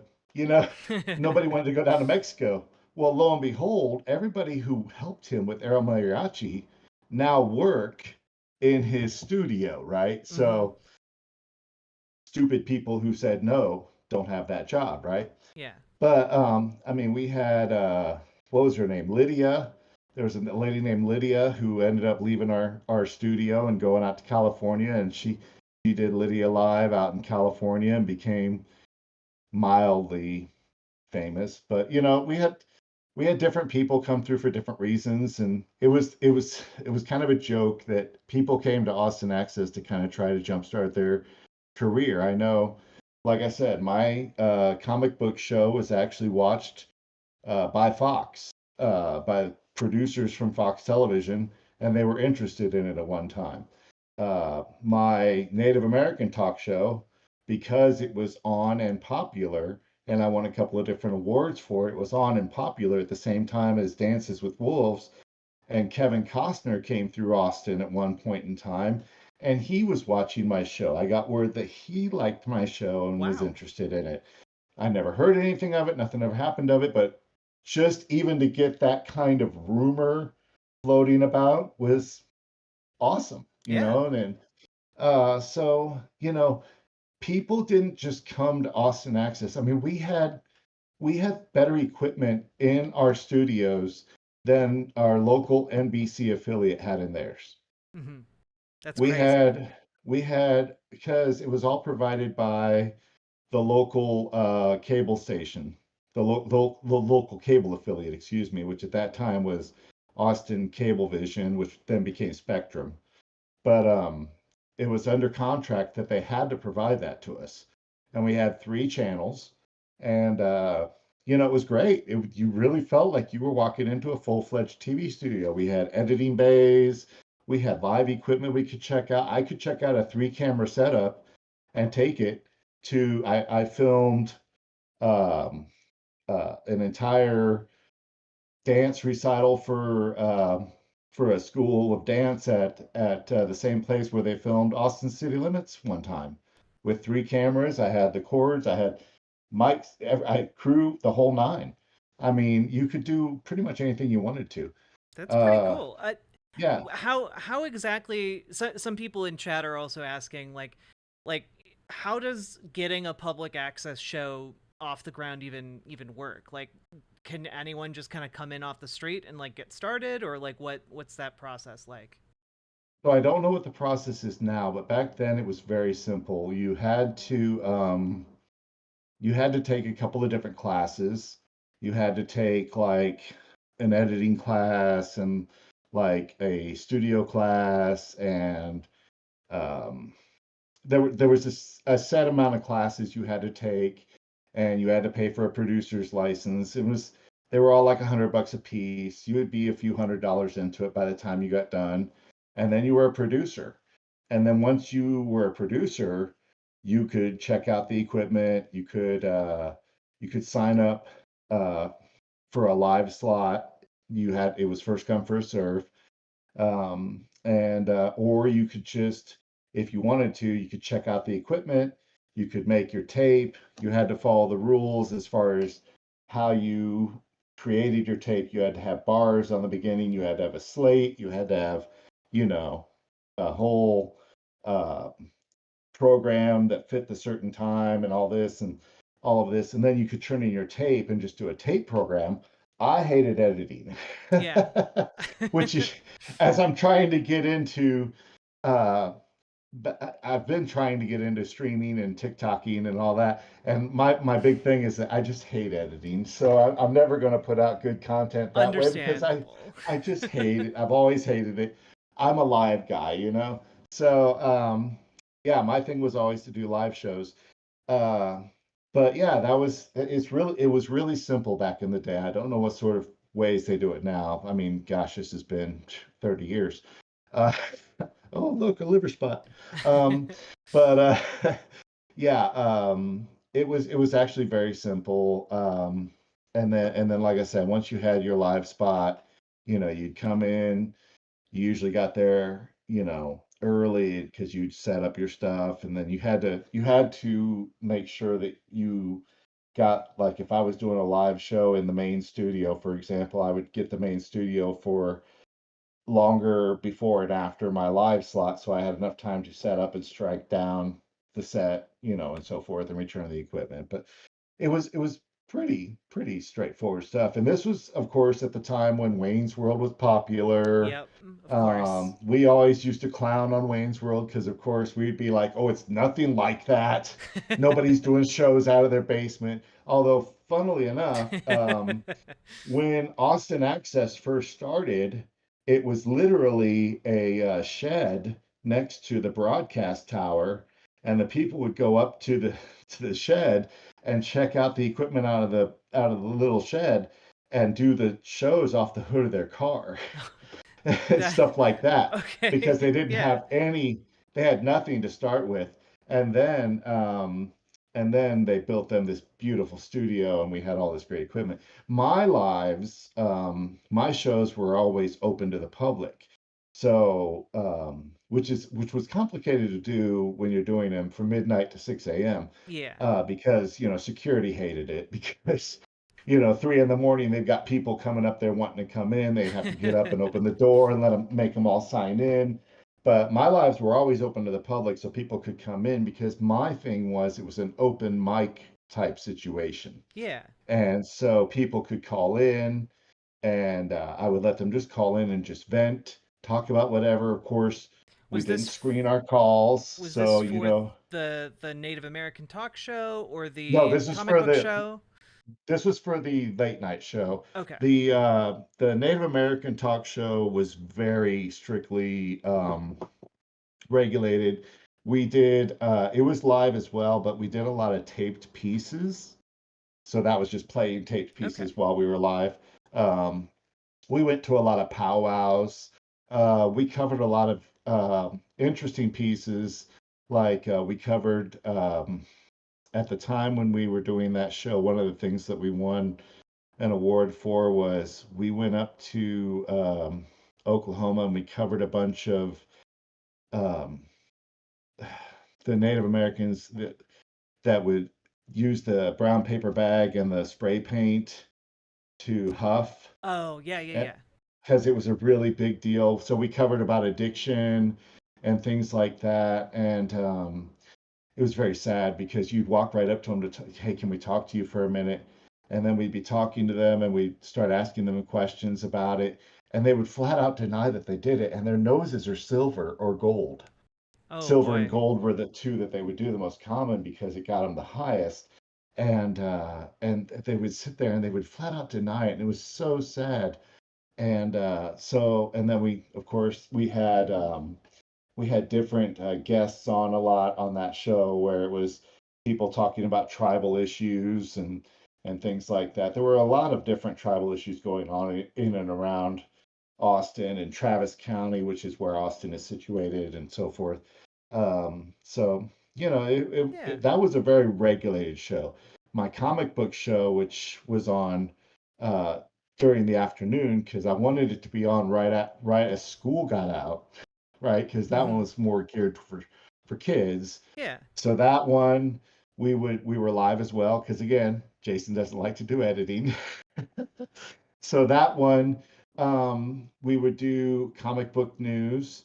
So I had, and you got to think this is all, I know it'll be hard to fathom. This is all pre-internet. Yeah. So I was lucky that I was sponsored by a local comic book shop.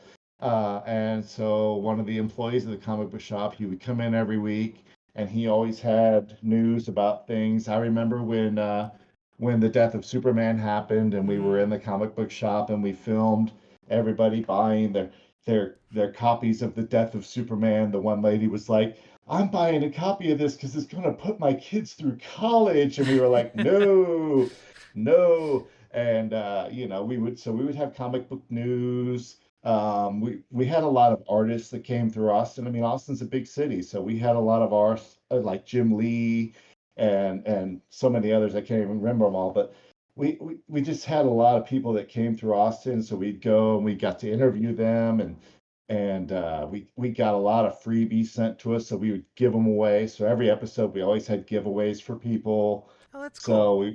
And everything we ever got we gave out to the public. You know, so kids loved it because we'd always have people showing up to the studio while we were on the air to pick up stuff, and it was a good time, you know. And but the late night show is where things got a little wild and a little funky. So there was a question in chat about, and I don't know why exactly, about if you think there's any video left of Alex Jones on New Year's Eve in 1999. I don't know why they're asking that, but it's been asked a few times. I don't know. I'm pretty disappointed actually about the lack of stuff that's made it over to YouTube. Like I've tried to find myself on there and I've only found a couple of snippets. But I've never looked for Alex on YouTube, but YouTube has there's some people who've videotaped, because there were a lot of people who used to call in and see what they could get away with saying before they would get hung up on. You can find, those are the people who have put their stuff on YouTube mostly. But yeah. Okay. Well, thank you so much for giving us so much of your time. Like, I really no appreciate being able to talk to you about this stuff. It's fascinating. Like, I think this is great. And what are you working on now? If you have anything you want to plug or your socials or anything like that, feel free. No, I appreciate that. I'm really not working on anything. I'm just you know, an old guy now, happily married and doing my work at the hospital. I have my Twitch account here, but I'm not really doing much with it. And then over on Twitter, I'm Crazy Batman Fan. I've got 11K plus followers there, but Twitter's kind of going the way of the dodo ever since Musk got in there. It's such a mess. Oh my Yeah. God. Oh, it's so awful. It used to be so much fun. If you do find me on there, you'll notice that there's a whole lot of videos of me with the Chiba. But that's the old Jason. Yeah, well, like if you ever do start streaming and doing more stuff, please reach out. I'm sure people would love to follow you Yeah. doing whatever you're doing. If anybody here is on TikTok, I would really appreciate follows there. I'm the real Crazy Batman Fan on TikTok, and I'm trying to get enough followers to go live there. I'm getting ready to have bariatric surgery in about a month, and I'm gonna really start making a lot of content for that because I want to share my journey with that because I think it's important for people to see that journey. And so I'm going to try to share it as much as I can and be honest about what happens with it. I know others have, and I certainly don't think I'm the first, but yeah. Well, there we go. I shared your TikTok in all the chats, and good luck with your surgery. Thank you, and thanks for having me on. I appreciate it. Yeah, anytime you want to come back, I'd love to have you. All right, I'll hit you up. You have a good one. Oh, you too. Bye.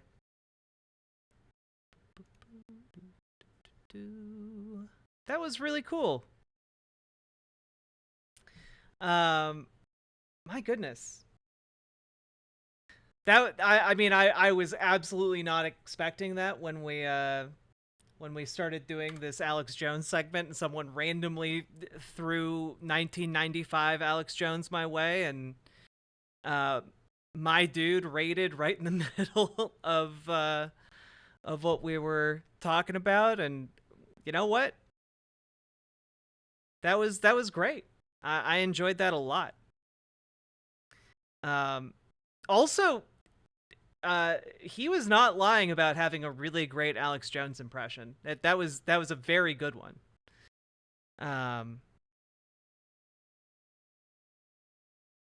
Jack broke the official news that the Bohemian Grove video is fake. Yeah, I'm sure nobody ever figured that one out before this. That was a lot more emotional than I was expecting. Brought me back to college interviews and essay work. Yeah. I don't know. That felt really positive. Let's see here. There we go. Folks, we've actually been going for about 4 hours.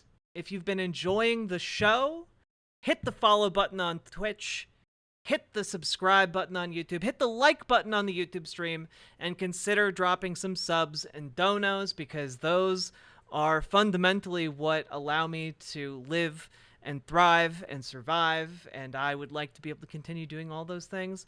And also go follow the Real Crazy Batman on TikTok, okay? Go hit that follow button over on TikTok and support our man Puffin Joe as he goes through surgery, okay? Demon Mama does a really good Alex Jones. I don't know if I've heard that one. It's nice to have first-hand accounts of Alex Jones saying he filmed it himself. That's true. Yeah, that is true. I enjoyed that. I'm insanely curious about how he managed to get like footage from Waco, though. Austin had a similar scene to Seattle back in the day. I had so many late night interviews with music heads, political activists, foreign scholars. Did like 6 or 7 interviews during study abroad in Cuba. Yo, that's really cool, Crane. Like who did you do interviews with while you were in Cuba? What was that like?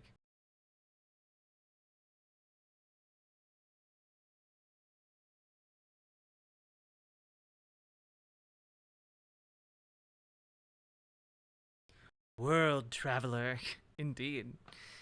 Let's see. My goodness. Mostly artists and local party officials. That must have still been really interesting. Like, you know, like, artists definitely have a lot to say, but also getting some interviews with low-level, like, local party officials, that sounds like some interesting talks, for sure. Looking up public access shows locally myself after this interview. Yeah! Look, go out there and seize whatever platforms you can to communicate, you know, about the stuff you like. You know? It can be anything that is your niche interest, because by getting those platforms, you can find other people who are into that, you know? Is at the tail end of the embargo loosening. We left 3 weeks before Trump shuttered it again. Oh, I'm sorry, Crane. Seize the TV stations, fellow revolutionaries. Okay, wait. Not that far. We ain't ready for that yet.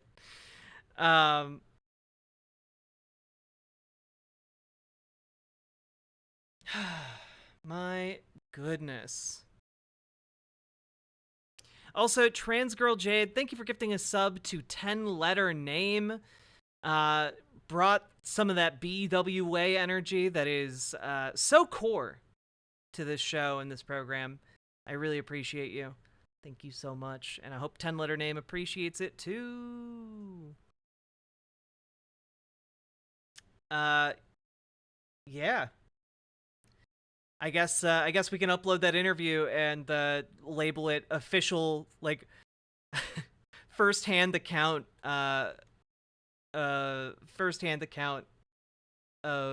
claims Bohemian Grove footage from Alex Jones is fabricated.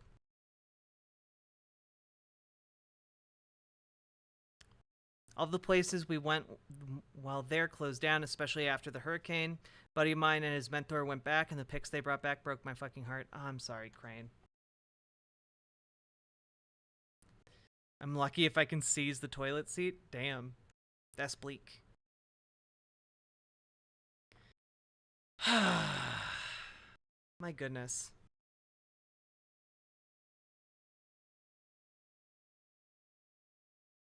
I mean, I feel like at this point, I can't like top that for tonight. You know, nothing I talk about tonight is gonna top that interview.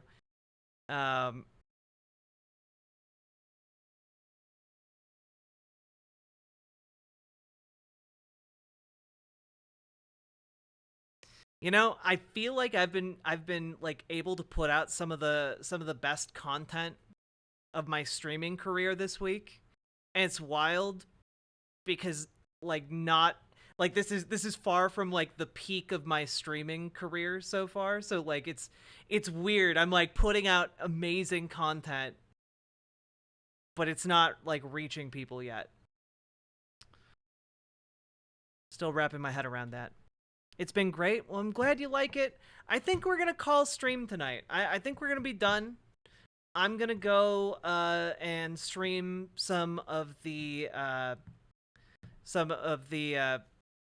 Andor show over on the Discord. Y'all can join me in the Discord under the Movie Time voice chat. Just mute your mic and get on over there. We're gonna watch some Andor. It has a lot of worker solidarity in it, and I know you guys are sluts for that. So get on over there. Or stick around, and we're gonna raid into. We're gonna raid into actual Jake. And folks, if you'd like to join us for Andor, again, getting into the Discord is really easy. It's just riverboat.gg/Andor. Okay. This might be one of the lowest earning streams I've done in like 2 years, but that's okay. Tomorrow's a new day. We'll give it another shot, okay? With that, y'all have fun with actual Jake, and I'll see you guys tomorrow. Bye.